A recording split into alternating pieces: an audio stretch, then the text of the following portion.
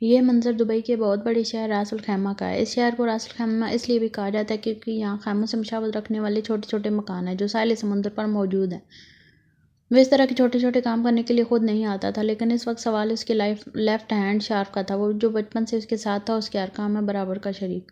آج وہ اسے تنہا نہیں چھوڑ سکتا تھا۔ وہ اس وقت دبئی کی ایک بہت بڑی جیل میں تھا اور اس کا وفادار ساتھی اس پر جان نچھاور کرنے والے کو وہ اس طرح سے نہیں چھوڑ سکتا تھا۔ یہ سچ تھا کہ ڈان کو اس سے کوئی محبت نہ تھی، اس کے ساتھ کوئی دلی وابستگی نہ تھی، مگر وہ اس کے لیے جان دینے کا حوصلہ رکھتا تھا، اور ڈان کو ایسے ہی لوگوں کی ضرورت تھی۔ رات 1 بجے کا وقت تھا۔ راس الخیمہ شہر دن میں جتنا ویران اور خاموش ہوتا، رات میں اتنا ہی روشنیوں سے بھرا ہوتا، اور ڈان اکثر اپنے کام روشنیوں میں کرنے کا عادی تھا، کیونکہ اسے پتا تھا کہ گناہ گار کو اس کا گناہ نہیں بلکہ گناہ چھپانے کا طریقہ مار دیتا ہے۔ اس لیے وہ جو بھی کرتا کھلے عام کرتا، وہ اپنے کسی بھی کام میں کوئی غلطی نہیں کرتا تھا۔ شاید یہی وجہ تھی کہ 32 سال کی عمر میں وہ انڈر ورلڈ کا ڈان تھا۔ گناہوں کی دنیا میں قدم رکھتے ہی ڈان نے اس شہر میں ڈان نامی کئی کیڑے مکوڑوں کو مسل ڈالا تھا۔ دبئی کا بچہ ڈان ڈیول کو جانتا تھا، لیکن کوئی بھی اس کی شکل سے واقف نہ تھا۔ وہ اتنی صفائی اور ہوشیاری سے کام کرتا تھا کہ ساتھ کھڑے خضر کو بھی پتہ نہیں چلتا تھا۔ شارپ بے گناہ نہیں تھا، اس نے بھی کئی گناہ کیے تھے، لیکن جس چیز کا الزام ابھی اسے دیا جا رہا تھا وہ اس نے نہیں کیا تھا، اور ڈان کو یہ منظور نہیں تھا کہ اس کی ٹیم میں کسی کو اس طرح سے ٹارگٹ کیا جائے۔ اسے جن لوگوں سے مطلب نہ ہوتا ان سے وہ کوئی تعلق نہیں رکھتا تھا، نہ ہی دوستی نہ ہی دشمنی، لیکن واسق ملک نے اسے سامنے سے للکارا تھا، اس کے لیفٹ ہینڈ شارپ پر الزام لگا کے اسے جیل کے اندر کروایا تھا، اور یہی چیز ڈان کو غصہ دلا رہی تھی۔ واسق ملک جو کہ فون پر اسے دھمکیاں دے چکا تھا، وہ شارپ کو پھانسی کے پھندے تک پہنچائے گا۔ اس وقت وہ اس سے چھپ کر ان چھوٹے چھوٹے مکانوں میں سے کسی ایک مکان میں تھا۔ اس نے واسق ملک کو کہا تھا کہ چھپنے سے بہتر ہے کہ وہ سامنے آ کر اس سے بات کرے، لیکن واسق ملک نے نہ مانا۔ اسی کی وجہ سے آج شارپ 1 ہفتے سے زیادہ وقت سے جیل میں تھا۔ وہ ڈان کا لیفٹ ہینڈ تھا، اسے جیل میں کسی چیز کی کمی نہ تھی۔ اے سی، ٹی وی، بیڈ، وہ ڈان کا خاص بندہ تھا، اسے ہر چیز مہیا کی گئی تھی، لیکن جیل سے زیادہ ڈان کو یہاں اس کی ضرورت تھی، جس کی وجہ سے اس کا باہر ہونا ضروری تھا۔ وہ تنگ گلی سے نکلتا ہوا ایک گھر کے اندر داخل ہوا، جہاں اس کے کچھ آدمی ایک آدمی کو زمین پر بٹھائے اس کے سر پر بندوقیں تانے کھڑے تھے۔ وہ بالکل خاموشی سے آ کر صوفے پر بیٹھ گیا اور اس کے چہرے پر کوئی تاثر نہ تھا۔ واسق ملک نے ذرا سی نگاہ اٹھا کر اس کے چہرے کی طرف دیکھا۔ گھنے کالے بال جو پیچھے کی طرف کونی میں بندھے ہونے کے باوجود بھی ماتھے کو کور کیے ہوئے تھے، سرخ سفید رنگت، سبز آنکھیں، ہلکی ہلکی داڑھی، ذرا سی مونچھ۔ وہ جب بات کرتا تھا اس کے گال پر ایک ڈمپل نمایاں ہوتا تھا، لیکن یہ شخص ہنستا نہیں تھا، اس لیے آج تک جس نے بھی اس کے گال کا ڈمپل دیکھا تھا اسے بات کرتے ہوئے ہی دیکھا تھا۔ بے شک وہ عربی شہزادہ ہنستے ہوئے بھی قیامت ڈھاتا ہوگا، جب کاٹنے کی اوقات نہ ہو تو بھونکنا بھی نہیں چاہیے۔ وہ اس کے سامنے شانے بے نیازی سے صوفے پر بیٹھتا ہوا بولا۔ اب تک واسق ملک کو ڈان کے سامنے اپنی اوقات کا اندازہ اچھے سے ہو چکا تھا۔ وہ اتنے چھوٹے سے علاقے میں آ کر چھپ کے بیٹھ چکا تھا، لیکن ڈان نے اسے یہاں سے بھی ڈھونڈ نکالا۔ مجھے معاف کر دو ڈیول، مجھ سے غلطی ہوگی، تم جیسا کہو گے میں ویسا کروں گا، پلیز مجھے مارنا مت۔ اسے جیسے ہی اندازہ ہوا کہ اب وہ ڈان سے بچ نہیں سکتا، وہ رونے لگا۔ تمہیں ثبوت چاہیے نا اپنے آدمی کے بے گناہ ہونے کا، میں تمہیں ابھی ثبوت دیتا ہوں۔ وہ جلدی سے زمین سے اٹھنے لگا جب اس کے آدمیوں نے بندوق پر زور ڈال کر اسے واپس اٹھا دیا۔ تمہیں کیا لگتا ہے اگر میں یہاں تک پہنچ سکتا ہوں تو کیا تم سے ثبوت نکالنا میرے لیے مشکل ہے؟ وہ اس کی آنکھوں میں آنکھیں ڈال کر پوچھنے لگا۔ ویسے بہت صفائی سے کام کیا تم نے، مجھے تمہارا کام کرنے کا انداز پسند آیا۔ اس کے لہجے میں واسق ملک اپنا مذاق اڑتا ہوا محسوس کر رہا تھا۔ تمہیں کیا لگتا ہے واسق، میرے لیے شارپ کو چھڑوانا مشکل ہے؟ نہیں، میں جب چاہوں اسے جیل سے نکلوا سکتا ہوں۔ ایسے اس نے اپنے ہاتھ کی 2 انگلیوں سے چٹکی اس کی آنکھوں کے سامنے بجاتے ہوئے کہا۔ تم جانتے ہو میں تمہیں کیوں ڈھونڈ رہا ہوں؟ واسق ملک، میں تمہیں شارپ کے لیے نہیں بلکہ ان لڑکیوں کے لیے ڈھونڈ رہا ہوں جس کی ویڈیو تمہارے پاس ہے، وہ لڑکیاں جو بحفاظت ترکی میں ہیں، لیکن ان کی فاحش ویڈیو آج بھی تمہارے پاس موجود ہے۔ میں یہاں شارپ کے لیے نہیں بلکہ ان لڑکیوں کے لیے آیا ہوں۔ اس ویڈیو کا اوریجنل پرنٹ میرے سامنے ریموو کرو اور باقی کی خود کرواؤ، ابھی تمہارے پاس صرف 10 منٹ ہیں۔ اس نے اس کی آنکھوں میں آنکھیں ڈالتے ہوئے کہا، لیکن اب میں کچھ نہیں کر سکتا، وہ ویڈیو تو سائٹ پر ریلیز ہو چکی ہے، اب تو کروڑوں لوگ دیکھ چکے ہوں گے۔ کیا یہ تمہارا آخری فیصلہ ہے؟ ڈان نے اس کے سر پر بندوق تانتے ہوئے اس کی بات کاٹی۔ نہیں، رکو، میں کچھ کرواتا ہوں، مجھے مارنا مت۔ وہ پھر سے التجا کرنے لگا۔ 10 منٹ، ڈان کا لہجہ شفاق تھا، اور پھر سامنے کھڑا شخص اسے اپنے کرتب دکھانے لگا۔ اپنی جان بچانے کے لیے یہ شخص کچھ بھی کرنے کو تیار تھا۔ وہ کپ کپاتے ہاتھوں سے کبھی ایک طرف فون کرتا تو کبھی دوسری طرف، جبکہ اس کے آدمی اس کے گھر کی تلاشی لے رہے تھے، کیونکہ جو بھی تھا اس کے سارے آدمیوں کا ریکارڈ بہت صاف تھا اور وہ نہیں چاہتا تھا کہ شارپ کے خلاف بھی ایسا کوئی جھوٹا ثبوت رہے۔ اور پھر وہی ہوا۔ 10 منٹ کے اندر ان لڑکیوں کی ہر ویڈیو سائٹ سے ہر قسم کی دوسری فحش جگہوں سے دور کر دی گئی۔ وہ لڑکیاں جو شادی کے بعد اپنے خاوند کے ساتھ ہنی مون کے لیے یہاں آئی تھیں۔ واسق ملک نے ہوٹل کے رومز میں کیمرے لگا کر ان کی ویڈیوز بنائی، جنہیں بعد میں سائٹ پر ریلیز کر کے بہت پیسہ کمانے کا ارادہ تھا۔ وہ قبل شاید یہ بھی نہیں جانتے تھے کہ ان کے ساتھ کیا ہونے جا رہا تھا۔ لیکن ڈیول جانتا تھا، وہ جانتا تھا کہ ان کی زندگی کس طرح سے برباد ہو سکتی ہے۔ ڈیول میں نے ہر قسم کا پرنٹ ریموو کروا دیا ہے، لیکن وہ رکا، لیکن کیا وہ غصے سے چلایا۔ ان ویڈیوز کا ایک پرنٹ پاکستان پہنچا دیا گیا۔ اس کی بات سن کر ڈیول نے ایک نگاہ اپنے دائیں طرف کھڑے خضر پر ڈالی، جو کہتا تھا کہ اس کا ملک بہت پاک صاف ہے، بہت نیک ہے، اس کے ملک میں کوئی فاحش کام نہیں ہوتا۔ لیکن اب پاکستان بھی دنیا کے ساتھ ساتھ چل رہا تھا۔ خضر اس سے نگاہ نہیں ملا پا رہا تھا۔ کوئی بات نہیں، پاکستان سے میں نکلوا لوں گا اسے، ایک ہفتے بعد صدیق کی بیٹی معصومہ یہاں آنے والی ہے، میں اسے کہہ دوں گا وہ لے آئے گی۔ خضر نے حل پیش کیا تو جان اٹھ کر کھڑا ہو گیا۔ اب اس کا یہاں کوئی کام نہ تھا۔ پھر پیچھے مڑا اور واپس اس کے سامنے آ کر رکا۔ جانتے ہو واسق، لوگ کہتے ہیں کہ جس کا کوئی اپنا نہیں ہوتا وہ دوسروں کی ماں بیٹیوں کی عزت کرتے ہیں، لیکن آج تم نے ثابت کر دیا کہ یہ بات بالکل غلط ہے۔ جن لڑکیوں کے تم نے یہ ویڈیو بنائی وہ ابھی اپنی زندگی شروع کر رہی تھی۔ ذرا سوچو، اگر وہ ویڈیو ان لڑکیوں تک پہنچ جاتی تو کیا کبھی زندگی میں خود سے نظر ملانے کے قابل رہتی؟ چوری کرو، ڈاکہ ڈالو، قتل کرو، لیکن ڈیول زنا نہیں کرنے دے گا۔ تم ایک اچھے آدمی تھے۔ وہ رکا مگر تھے۔ واسق ملک کو بات سمجھنے کا موقع دینے سے پہلے ہی گولی چلی، سامنے کھڑا وجود بے جان ہو گیا۔ وہ صبح 7 بجے کی اٹھی ہوئی تھی۔ روز کی بنسبت آج کام اتنا زیادہ تھا کہ اسے اثر پڑنے کا بھی وقت نہ ملا تھا۔ صبح سے سانس لینے کی بھی فرصت نہ تھی۔ آج گھر میں 9 قسم کے کھانے بنائے گئے۔ آخر رانیہ آپتی کا رشتہ جو آ رہا تھا، وہ اندر تیار ہو رہی تھی اپنی دونوں بہنوں تانیہ ماریہ کے ساتھ۔ اس کے ہاتھ میں لذت تھی۔ وہ صبح سے ہی کچن میں گھسی تھی، سب کام کر چکی تھی۔ اسے 3 بجے سے پہلے ہی گھر سے نکلنا تھا، کیونکہ امی کا حکم تھا کہ جب تک یہ رشتے والے یہاں سے چلے نہ جائیں تب تک اپنی شکل کسی کو نہ دکھائے۔ ان کا گھر اتنا چھوٹا سا تھا کہ کوئی بھی چھپ کر نہ بیٹھ سکتا۔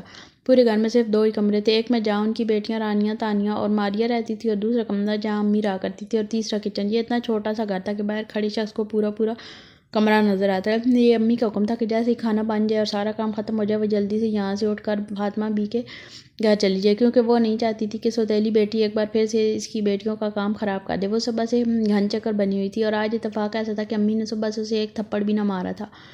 اسے صرف فاطمہ بی بی کے گھر جانے کی اجازت تھی، جہاں دوپہر میں وہ بچوں کو قرآن پڑھاتی تھی، جس کی فاطمہ بی بی اس کی امی کو تنخواہ دیتی تھی۔ اس کے علاوہ محلے کے بچوں کے والدین بھی اسے کچھ نہ کچھ دیتے رہتے۔ اگر اسے روح کے وجود سے کوئی فائدہ نہ ہوتا تو تعظیم اسے کب کا اس گھر سے نکال چکی ہوتی۔ آخر ان کے شوہر کے دھوکے سے تو یہ اولاد تھی۔ ان کے شوہر نے 2 شادیاں کی تھی، پہلی شادی تعظیم سے، جن میں سے اس کی 3 بیٹیاں تھیں۔ بیٹا نہ ہونے کی صورت میں انہوں نے دوسری شادی کر لی، لیکن تعظیم سے چھپ کر۔ جب تعظیم کو یہ بات پتہ چلی تو بہت دیر ہو چکی تھی۔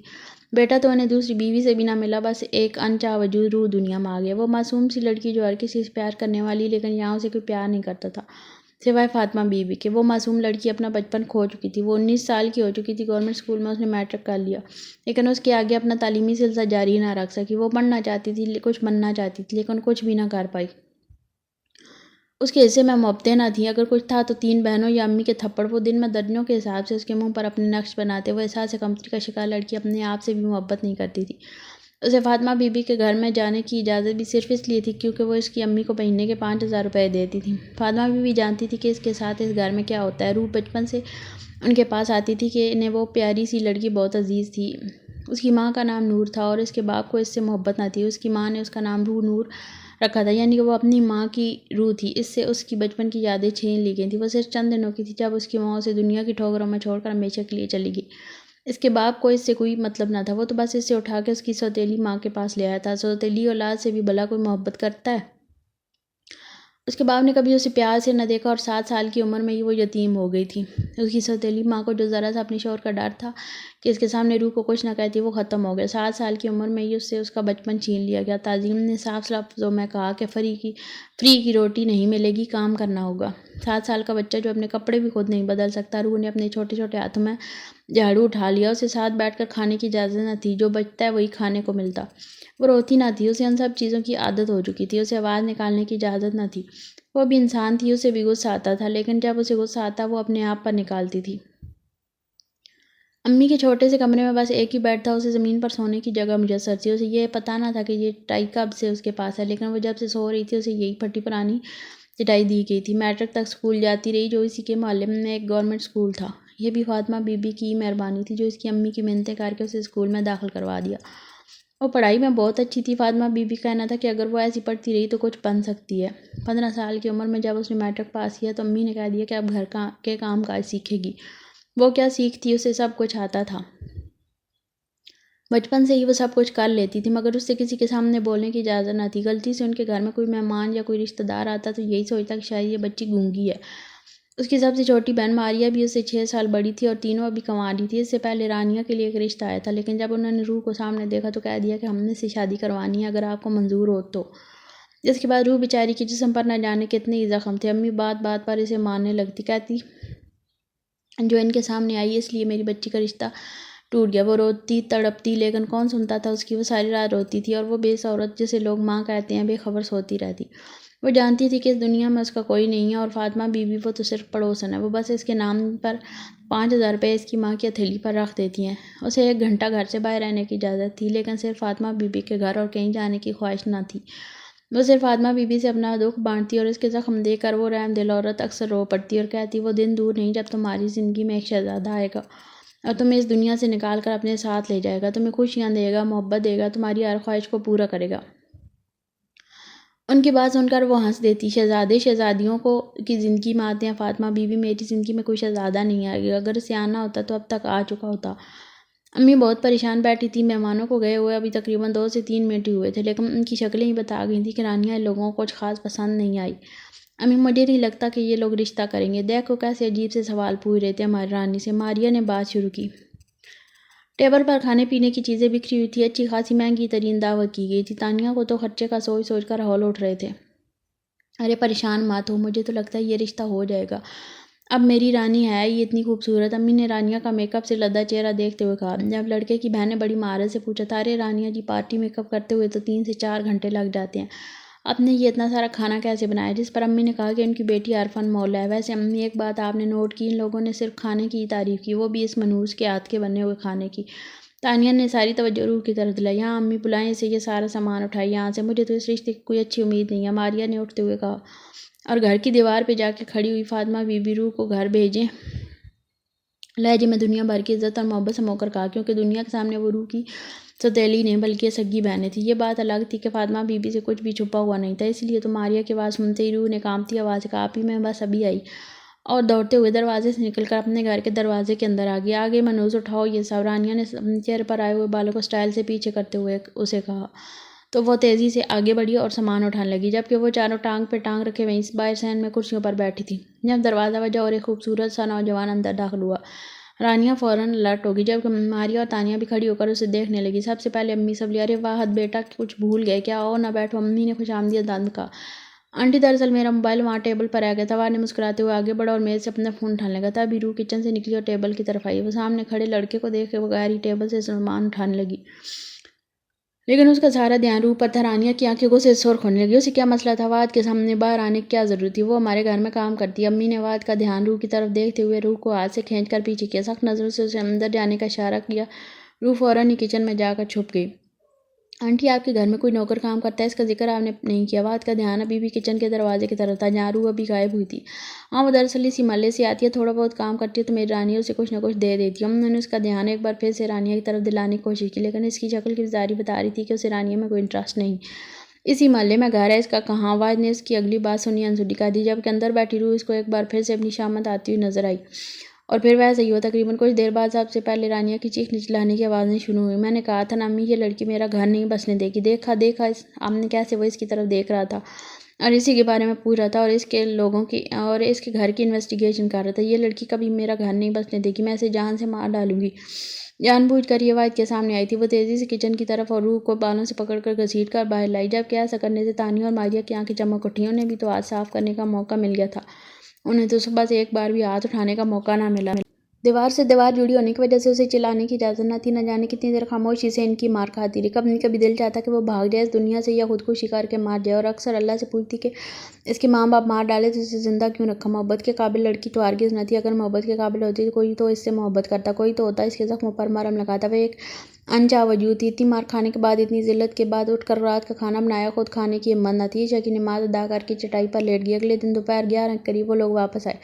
انہیں اتنی جلدی جواب کی امید نہ تھی، اور نہ ہی رانی کل کی طرح آج تیار تھی، بلکہ وہ تو آج ابھی اٹھی تھی۔ امی نے خوش آمدید انداز میں انہیں بلایا۔ اگلی بات پر ان کا چہرہ فاق ہو گیا۔ وہ لڑکی جو آپ کے گھر میں کام کرتی ہے، ذرا بتائیں اس کا گھر کہاں ہے؟ وہ دراصل واحد نے جب سے اسے دیکھا ہے ہمیں ایک پل کو بھی چین نہیں لینے دیا۔ کچن میں کھڑی روح کی روح ایک بار پھر سے کانپ گئی، تو کل کے زخم ہرے تھے، جبکہ کچھ ہی دیر میں باہر امی کی آواز آنے لگی۔ وہ تمام لحاظ مروت بھولی انہیں سنانے میں مصروف تھی۔ امی نے اونچی اونچی آواز میں کہا، اگر اسے رانیاں پسند نہیں تو روح بھی نہیں ملے گی، کیونکہ وہ اسی گھر کی لڑکی ہے۔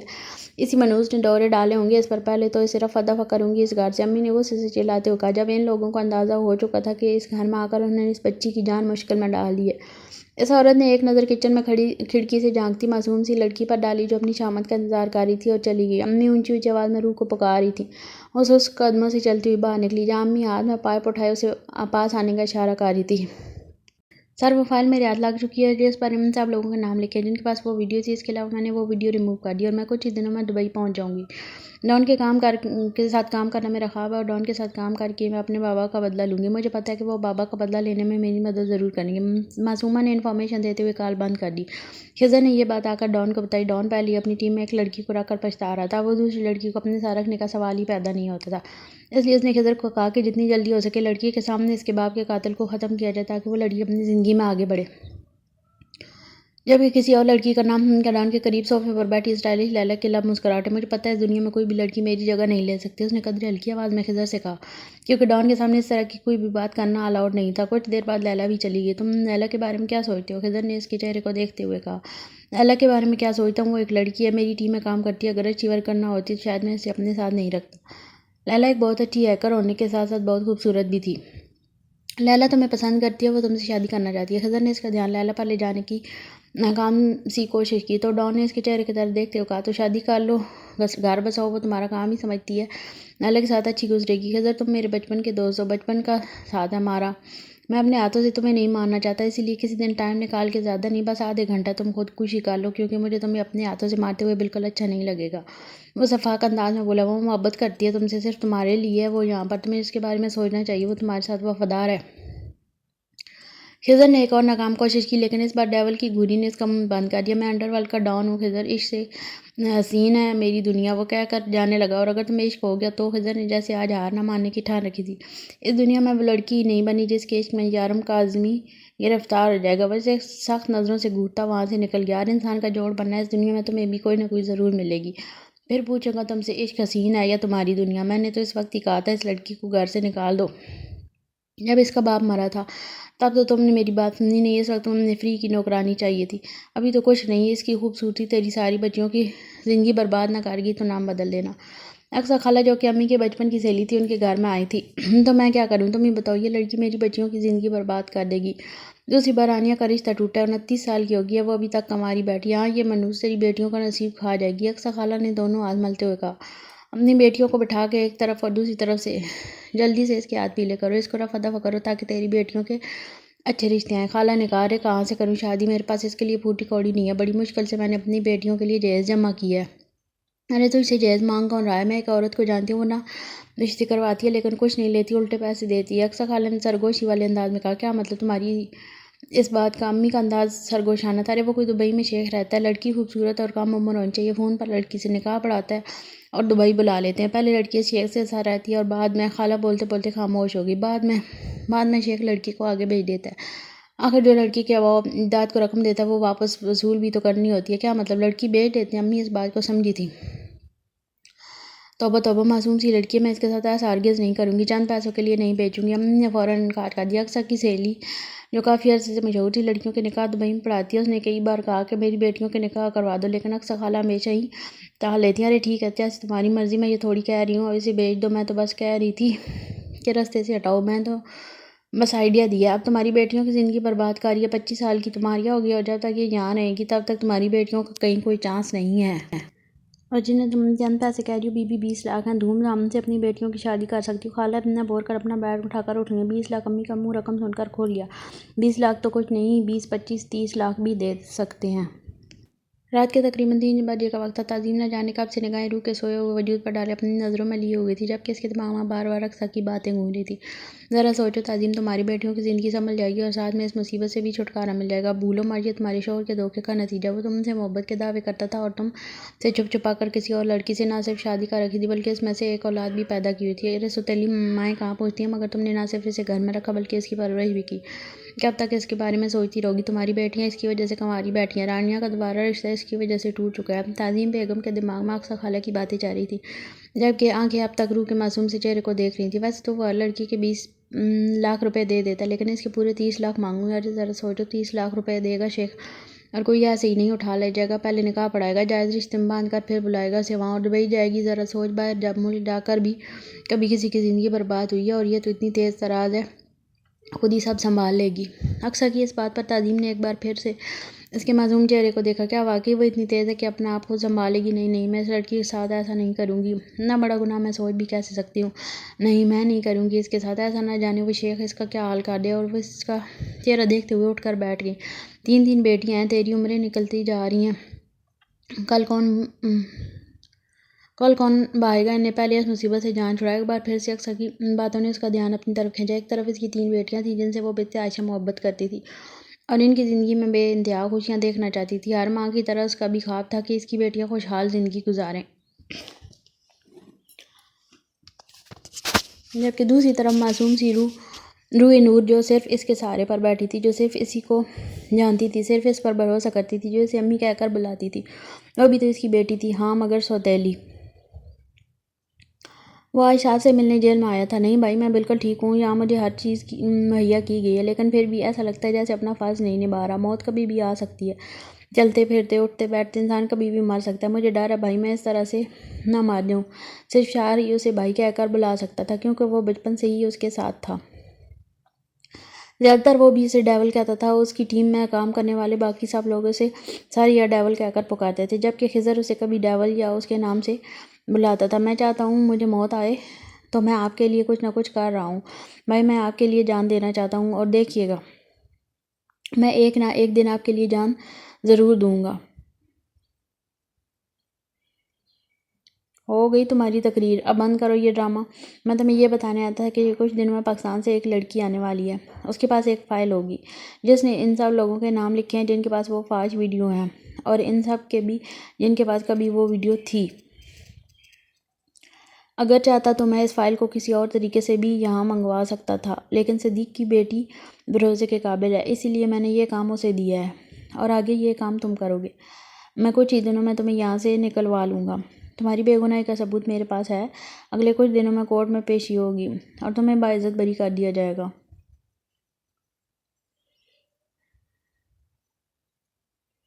और अगर यहाँ पर मसला हो तो खुद संभाल लेना। हर वक्त मेरी तरफ मत देखा करो। छोटे मोटे झगड़े करके तुम्हें क्या लगता है मैं सारे काम काज छोड़कर तुम्हारी सुलह करवाने यहाँ आऊँगा? तो तुम्हारी गलतफहमी है। कोई छोटे स्कूल के बच्चे नहीं हो जो दूसरे बच्चे से लड़ोगे तो वालिदैन तुम्हें बचाने आएंगे, इसलिए बेहतर होगा कि आइंदा मुझे यहाँ तुम्हारी कोई शिकायत ना मिले। मैं बहुत दिनों से आपको देखा नहीं था, इसलिए मैं आपको मिस कर रहा था भाई। आपको तो पता है आपके अलावा मेरा है ही कौन। बात करते करते वो इमोशनल हो गया, और जब इसे भाई कहता तो आप कहकर पुकारता, और जब डेवल कहता तो तुम कहकर बुलाता। तुम्हारी गर्लफ्रेंड हूँ जो तुम मुझे मिस कर रहे थे, और अब तुम मुझे देखोगे तो तुम्हें चैन आ जाएगा और सुकून से बैठ जाओगे किसी लोफर आशिक की तरह। कब से खामोश बैठा से सुन रहा था, लेकिन अब बोला तो पास खड़े खिज़र और सामने बैठे शार्प दोनों की हंसी छूट गई। लेकिन वो नहीं हंसा, वो हंसता नहीं था। अब तुम्हारी कोई शिकायत ना मिले मुझे, एक ही हफ्ते में तुम्हें यहाँ से निकलवा लूँगा। वो उठते हुए सख्त नज़रों से इन दोनों को घूरते हुए बोला तो दोनों की बत्ती सी खामोश होकर अंदर बैठ गई। डॉन उठकर बाहर चला गया तो खिज़र इसके सामने वाली कुर्सी पर बैठ गया। लैला क्या ठीक से इनको तंग नहीं कर रही जो इस तरह से मिर्चें चबाते हैं? शार्प ने गुस्से की वजह पूछी। अरे वो क्या तंग करेगी, जब से उससे पता चल रहा है कि हमारी टीम में कोई और लड़की आने वाली है, बेचारी जल जल कर धुआं हो रही है। हज़ार बार तवक्कुल का ये कह चुकी है कि अगर वो लड़की मासूमा से ज़्यादा खूबसूरत होगी तो इसका क्या होगा, जब ये बात वो अच्छे तरीके से जानती है कि डॉन को इसमें बिल्कुल भी कोई इंटरेस्ट नहीं है। फिर भी डॉन के पीछे हाथ धोकर पड़ी है। मुझे तो लगता है किसी दिन तंग आकर डॉन उससे शादी कर ही लेगा। मुझे भी यकीन है कि भाई की शादी लैला भाभी से होगी, इसलिए तो मैंने उसे अभी से भाभी बुलाना शुरू कर दिया। हाँ बेटा, एक बार डॉन के सामने बुलाना उसे भाभी। मैं भी तो देखूँ तेरे मुंह में ज़बान रहती है कि नहीं। खिज़र ने गोया उसे चैलेंज किया। आई एम सॉरी, मैं अभी तेरा ये चैलेंज कबूल नहीं कर सकता, क्योंकि मेरी ये ज़बान अभी बहुत सारे कारनामे सर अंजाम देने वाली है, इसलिए मुझे इसकी ज़रूरत है जैसे मैं रिस्क में नहीं डाल सकता। आखिर इसी ज़बान ही से तो मैंने अल्लाह के सामने भाई के लिए दुआएं करनी कि जल्दी से इन्हें लैला से मोहब्बत हो जाए और फिर इससे शादी हो जाए। लेकिन फिर ये मोहब्बत वाली बात सोच के ना मैं थोड़ा कंफ्यूज हो जाती हूँ, क्योंकि मोहब्बत तो इन लोगों को होती है जिनके अंदर कोई जज्बात हो। भाई के अंदर तो कोई जज्बात ही नहीं है। लेकिन फिर मैं क्यों सोचता हूँ कि सारे दिल अल्लाह पाक ने बनाया, सबके अंदर जज्बात भी वही पैदा करता है। एक ना एक दिन भाई के दिल में भी मोहब्बत जैसा जज्बा ज़रूर पैदा होगा। شارف نے کہا، اور تمہیں کیا لگتا ہے کہ اللہ وہ جذبات لیلا کے لیے پیدا کرے گا؟ خضر نے کچھ سوچتے ہوئے پوچھا۔ لیلا کی محبت میں سچائی ہے، لیلا سے زیادہ پیار انہیں اور کوئی نہیں کر سکتا، اور اللہ کسی کے دل میں محبت اسی کے لیے ڈالتا ہے جو اس سے سچی محبت کرتا ہو۔ اور تمہیں یہ بھی لگتا ہے کہ ڈیول کو لیلا سے زیادہ اور کوئی پیار نہیں کر سکتا؟ ہاں بالکل، تم نے شاید دیکھا نہیں، لیلا نے 2 بار بھائی کے لیے گولی کھائی ہے۔ جہاں بھی بھائی کی جان خطرے میں ہوتی ہے وہ سب سے آگے ہوتی ہے۔ لیلا بھائی سے بہت پیار کرتی ہے، اس کے پیار کا مقابلہ کوئی نہیں کر سکتا، اور مجھے یقین ہے کہ لیلا بھائی کو خود سے پیار کرنے پر مجبور کر دے گی۔ اور اگر ڈیول کو کسی اور سے پیار ہو گیا، میرا مطلب ہے کسی تیسرے سے، تو خضر نے اس کی آنکھوں میں دیکھتے ہوئے پوچھا۔ ہاں ہاں ہاں، تمہیں کیا لگتا ہے ایسا کبھی ہو سکتا ہے؟ بھائی کو پیار جو آف دا ڈے، بھائی کو کبھی کسی سے محبت نہیں ہو سکتی، اور اگر ہو بھی گئی تو تمہیں کیا لگتا ہے لیلا کسی تیسرے کو برداشت کرے گی اپنے اور بھائی کے بیچ میں؟ اس لیے تو میں معصومہ کو لے کر پریشان ہوں، سمجھ میں نہیں آ رہا کہ بیچاری کو کیسے کہوں۔ معصومہ کوئی لیلا کو تمہیں کیا لگتا ہے ڈیول میں اتنی آسانی سے تمہارے آدمی کو جیل سے باہر آنے دوں گا؟ تم نہیں، ایسا نہیں ہوگا، نہیں ہونے دوں گا۔ شارف کو اب پھانسی کے پھندے تک پہنچنے سے کوئی نہیں روک سکتا۔ اب تم بھی اپنے وفادار آدمی کو بھول جاؤ، انسپکٹر صاحب نے اس کے سامنے آتے ہوئے کہا۔ انسپکٹر صاحب، اب یہاں یہ وقت تو آپ کی بچی کے اسکول سے چھٹی کا ہے نا، اب یہ مت کہ میرا دیدار کرنے کے لیے آپ اپنی بچی کو اسکول سے لینے نہیں گئے۔ اتنی لاپرواہی اچھی نہیں ہوتی، وہ بھی تب جب آپ نے شیر کے منہ میں ہاتھ ڈالا ہو۔ مجھے اس طرح سے مت دیکھیں انسپکٹر صاحب، ارے میں آپ کی بچی کو کچھ نہیں کروں گا۔ ڈیول اپنے دشمن کی کمزوریوں کو استعمال نہیں کرتا، یہ ڈیول کے کام کرنے کا انداز نہیں ہے۔ اگر آپ کی بیٹی بہت پیاری ہے، میں اور کچھ نہیں چاہتا، بس اتنا چاہتا ہوں کہ آئندہ مجھ سے مخاطب ہونے سے پہلے آپ یاد رکھیں کہ آپ کی بیٹی بہت پیاری ہے۔ بات کرتے ہوئے اس کے گال پر ڈمپل نمایاں ہو رہا تھا۔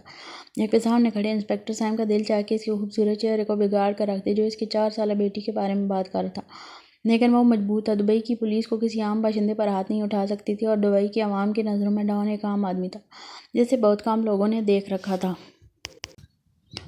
ارے میں نے صرف تصویر بھیجی تھی، ان لوگوں نے ایڈوانس میں 5 لاکھ بھی بھیج دیے، میں نے تو ابھی کہا بھی نہیں تھا کہ لڑکی کو بیچیں گے بھی کہ نہیں۔ اکثر نے اس کے سامنے 5 لاکھ کی گڈی رکھ تو کہا، اکثر میں ایسا کوئی کام نہیں کروں گی، میں نے تمہیں پہلے بتایا تھا، میں روح کو نہیں بیچوں گی، کہیں نہیں جائے گی، وہ یہیں رہے گی۔ اور تمہاری ہمت کیسے ہوئی میری اجازت کے بغیر تم نے ان لوگوں کو تصویر بھیجی؟ کیوں؟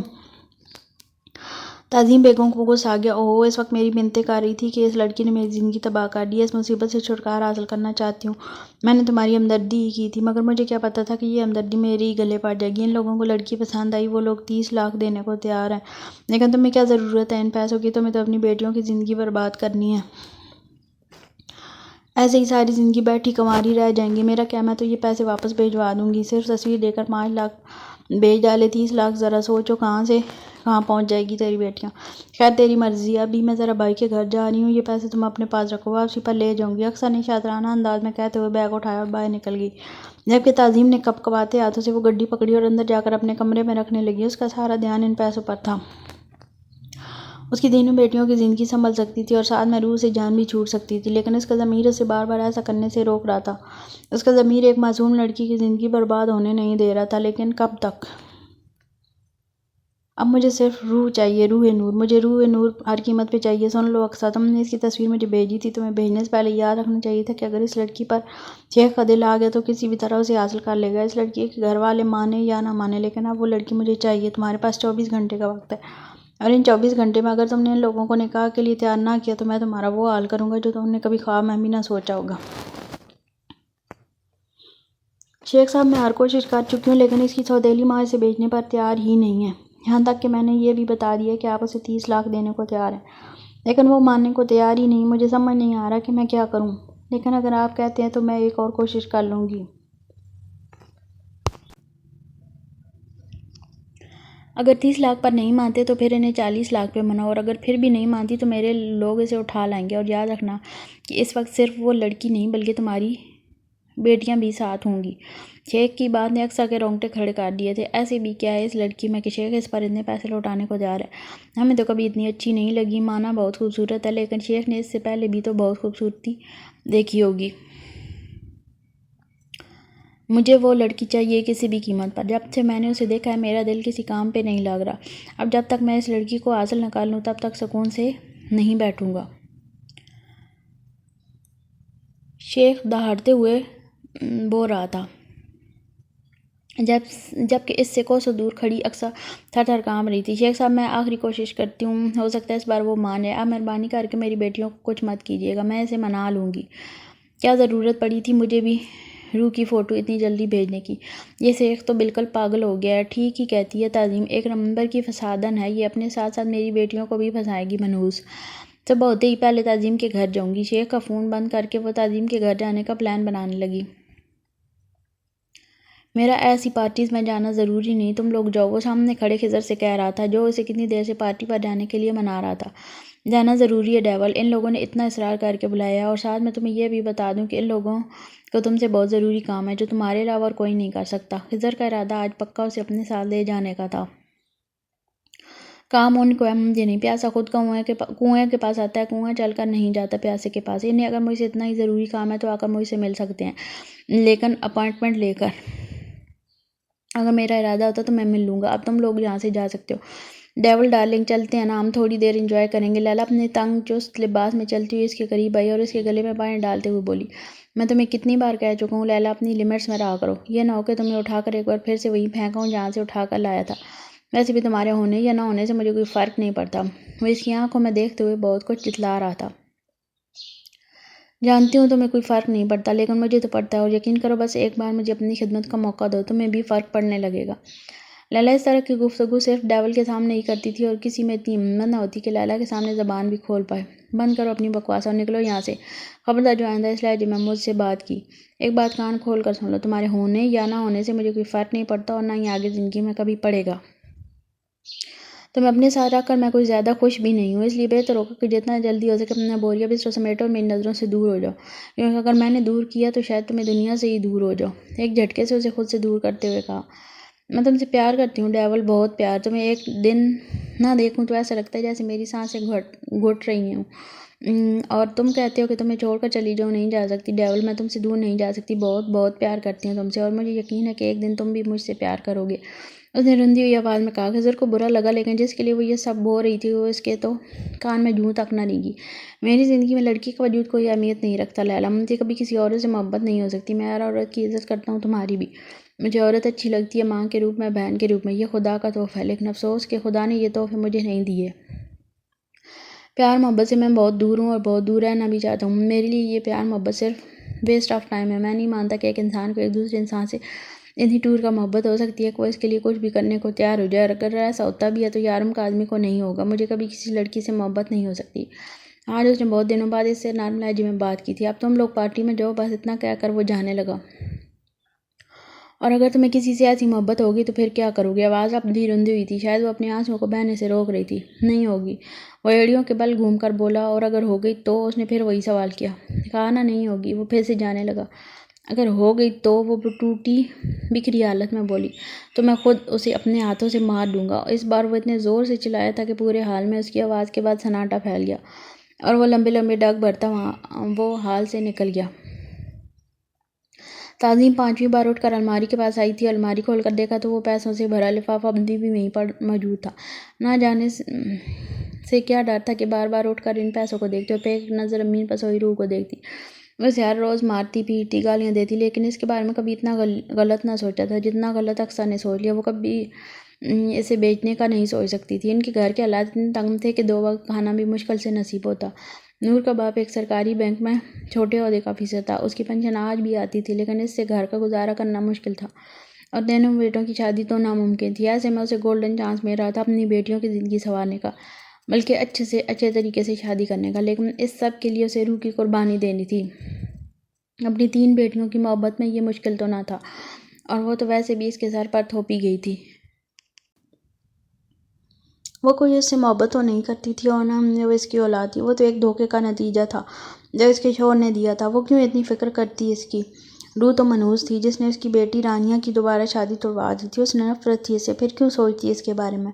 وہ نہیں تھی، وہ اس کی بیٹی، اور اگر وہ بیٹی تھی بھی تو سوتیلی۔ اسے اپنی سگی بیٹیوں کے بارے میں سوچنا تھا۔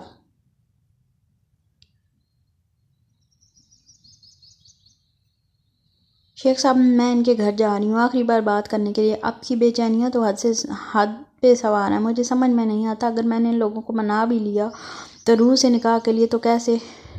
آپ ایک ہی دن میں سے اپنے پاس لے کے جائیں گے، کیونکہ اس لڑکی کے پاس نہ تو پاسپورٹ ہے اور نہ ابھی تک اس کا شناختی کارڈ بنا ہے۔ شناختی کارڈ نہیں بنا، یہ کیسے ممکن ہے؟ تم نے تو کہا تھا وہ 19 سال کی ہے۔ شیخ نے پوچھا۔ ہاں شیخ صاحب، اس کا کچھ نہیں بنا، اس کی سوتیلی ماں نے ضروری نہیں سمجھا اس کا شناختی کارڈ بنوانا، اور کوئی پاسپورٹ بھی نہیں ہے اس کے پاس۔ کیسے لے کے جائیں گے آپ اسے ایک ہی دن میں؟ بتائیں مجھے۔ آپ صبر کریں، مجھے تھوڑا وقت دیں، میں یہاں اس کی ماں کو بھی منا لوں گی اور شناختی کارڈ اور پاسپورٹ کا انتظام بھی کروا لوں گی۔ اقصیٰ نے اسے پھسلانا چاہا۔ نہیں، میں مزید انتظار نہیں کر سکتا، مجھے وہ لڑکی چاہیے، اور یہ پاسپورٹ اور شناختی کارڈ کی فکر مت کرو، سب کچھ میں ہینڈل کر لوں گا۔ ایسے بہت سارے لوگوں کو بلایا ہے میں نے، شیخ نے اقصیٰ کے ارادے پر پانی پھیرتے ہوئے کہا۔ ٹھیک ہے شیخ صاحب، میں اس کی ماں سے بات کرتی ہوں۔ اس نے کال بند کرتے ہوئے دروازہ کھٹکھٹایا۔ اندر آئی تو تعظیم چرپائی پر بیٹھی تھی۔ ہاں تعظیم، لو دو وہ میرے پیسے، مجھے واپس کر دو، شیخ صاحب کو واپس کرنے ہیں۔ وہ ساتھ میں کرسی پر بیٹھتے ہوئے بولی۔ میں نے کل رات تمہاری اس بات کے بارے میں سوچا اور یہی فیصلہ کیا کہ مجھے میری بیٹیوں کی زندگی سنوارنے کے بارے میں سوچنا چاہیے۔ تعظیم نے تأمل سے کہا۔ مطلب تم روح کا نکاح کروانے کو تیار ہو؟ اقصیٰ خوشی سے چہکتے ہوئے بولی۔ ہاں، میں روح کا نکاح کروانے کے لیے تیار ہوں، جب تم چاہو مولوی اور شیخ کو لے کر آ جاؤ، ہم نکاح پڑھوا دیں گے، تمہیں فکر کرنے کی ضرورت نہیں ہے۔ مولوی صاحب کو میں لے آؤں گی اور شیخ صاحب فون پر ہی نکاح کریں گے، اس کے بعد اسے ہم دبئی بھیج دیں گے۔ اقصیٰ نے اسے جلدی جلدی بتانا شروع کیا۔ لیکن روح اتنی جلدی نہیں جا سکتی، کارڈ اور پاسپورٹ بننے میں وقت تو لگے گا نا۔ تعظیم نے کہا۔ ارے نہیں نہیں، اس کے پاس بالکل وقت نہیں ہے، وہ اسے ایسے ہی لے جائے گا۔ اقصیٰ نے ناک سے مکھی اڑائی۔ ایسے مطلب غیر قانونی طریقے سے؟ تعظیم نے پریشان ہوتے ہوئے کہا۔ ارے ہاں، اور فکر مت کرو، شیخ ایسا پہلے بھی کر چکا ہے، وہ کئی لوگوں کو ایسے لے کے جا چکا ہے، اس کے لیے کوئی بڑا مسئلہ نہیں ہے۔ اگر کچھ الٹا سیدھا ہو بھی گیا تو ہمارا نام کہیں نہیں آئے گا۔ اب تم رانیہ کی شادی کے بارے میں سوچو، ذرا شیخ کو خوشخبری سنا کے آتی ہوں۔ روح چائے بنا کر لائی تو اقصیٰ اٹھ چکی تھی۔ روح تو کل تیار ہے نا؟ کل میں مولوی صاحب کو لے کے آؤں گی۔ کل تیرا نکاح ہے، دبئی جائے گی تو دبئی؟ اقصیٰ روح کے سر پر دھماکہ کرتے جلدی سے گیٹ سے باہر نکل گئی، جبکہ وہ بے یقینی سے اپنی ماں کے چہرے کو دیکھ رہی تھی، جو نظریں جھکائے زمین پر گاڑے ہوئے تھی۔ کچھ ہی دیر میں اس کا نکاح تھا، کسی نے اس سے کچھ نہ پوچھا۔ اس پر تو یہ بھی احسان تھا کہ نکاح سے پہلے بتا دیا گیا تھا کہ کل تمہارا نکاح ہے۔ فاطمہ بی بی اس کے پاس آ بیٹھی، لیکن اس سے پہلے کہ فاطمہ بی بی اس سے کچھ پوچھتی، ماریہ اس کے قریب آ بیٹھی تھی، جسے اس کی امی نے سخت نظروں سے گھور کر بھیجا تھا کہ کہیں وہ فاطمہ کو کچھ بتا ہی نہ دے اور پھر پورے محلے میں ان کی بدنامی ہو جائے گی۔ وہ خاموشی سے سر جھکائے بیٹھی رہی، نہ تو کسی کو دیکھا اور نہ کسی سے کوئی بات کی۔ اسے تو یہ بھی نہ پتا تھا کہ اس کے ہونے والے شوہر کا نام کیا ہے، اور نہ ہی اسے جاننے میں دلچسپی تھی۔ وہ تو آج اپنی یتیمی کا رونا رو رہی تھی۔ آج صحیح معنوں میں ثابت ہو چکا تھا کہ وہ ایک یتیم تھی، اور اس کی ماں باپ اسے دنیا میں تنہا چھوڑ کر چلے گئے تھے۔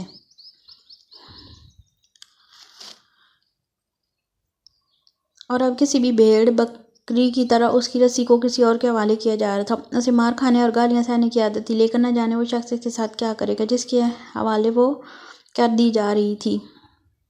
سنو لڑکی معصومہ، آج 6 بجے کی فلائٹ سے پاکستان سے یہاں آنے والی ہے، جیسے ہی وہ پیپرز تمہیں ملے تو انہیں شارف کے حوالے کر دینا، وہ کل جیل سے چھوٹ جائے گا۔ لیکن شمس کا کیا کریں گے؟ خضر نے پوچھا۔ اس کا تو کچھ نہیں کرو گے، اسے میں خود ہینڈل کروں گا۔ ابھی کچھ ہی دیر میں اس سے ملنے جاؤں گا، اگر سیدھے طریقے سے مان گیا تو ٹھیک، ورنہ ویسے بھی بہت دنوں سے میں نے اپنے فیوریٹ ہتھیار کا استعمال نہیں کیا۔ اس نے اپنے ہاتھ میں رکھے بلیڈ کی طرف اشارہ کیا۔ خضر کا تو اس کے ساتھ جانے کا ارادہ تھا، وہ ایک ہی پل میں کینسل ہو گیا۔ وہ بلیڈ سے ان لوگوں کو مارتا تھا جن پر اسے حد سے زیادہ غصہ ہو، اور بلیڈ سے وہ اتنی خطرناک موت دیتا تھا کہ کسی کے بھی رونگٹے کھڑے ہو جائیں۔ خضر کو اس کے ہتھیار سے نفرت تھی۔ اس کا بلیڈ کسی سام کی طرح اگلے بندے کے جسم پر رینگتا اور سرخ لکیریں چھوڑتا جاتا۔ وہ بلیڈ کا استعمال تب کرتا جب اگلے بندے کو تڑپا تڑپا کر مارنا ہو۔ خضر کو اس کے بلیڈ سے جتنی نفرت تھی اتنا ہی ڈر لگتا تھا، اور اکثر اپنی پریشانیوں کی وجہ سے وہ اسی سے مٹاتا تھا۔ کچھ ہی دیر میں مولوی صاحب کی آواز آئی۔ نکاح نامے پر شیخ کے دستخط پہلے ہی ہو چکے تھے۔ اس نے ایک نظر بھی اٹھا کر پورا نکاح نامہ نہ دیکھا، اسے جھانک آ گیا، اس نے سائن کر دیے۔ مولوی صاحب نے رسم ادا کی، 3 بار اس سے اس کی مرضی پوچھی گئی، جس کا ہونا نہ ہونا کسی کے لیے اہمیت نہ رکھتا تھا۔ وہ خاموشی سے ساری کارروائی دیکھتی رہی، اس سے کسی کے سوالوں پر اس نے حامی بھر دی۔ ہاں، اسے وہی شخص قبول تھا جسے اس نے کبھی دیکھا نہ تھا۔ امی تو محلے والے عورتوں کے سامنے شیخ کی تعریفیں کی جا رہی تھی، خود اس کی شکل تو نہ دیکھی تھی لیکن پھر بھی اسے خوش شکل کہہ رہی تھی۔ ارے میں اپنی بیٹیوں کے بارے میں پہلے سوچتی تو لوگ کہتے کہ سوتیلی ماں ہے، سوتیلی ماں بہت بری ہوتی ہے، اس لیے میں نے پہلے اس کے بارے میں سوچا، اور کل اگلے جہاں میں جا کر اس کے باپ کو منہ بھی تو دکھانا ہے۔ امی تعریفیں سمیٹتی اسے بار بار اپنے سینے سے لگاتی پیار کرتی رہی۔ یہ بھی اس کی زندگی میں پہلی بار ہی ہو رہا تھا۔ پھر ماریہ اور رانیہ اس کے قریب آ گئیں۔ تمہیں پتہ ہے تمہارا شوہر کتنا امیر آدمی ہے؟ اس کے پاس اتنا پیسہ کہ گویا کوئی گن بھی نہ سکے۔ راج کرو گی راج، اور وہاں جا کے وہیں بھول مت جانا، میرا مطلب ہم فون وغیرہ کرتی رہنا۔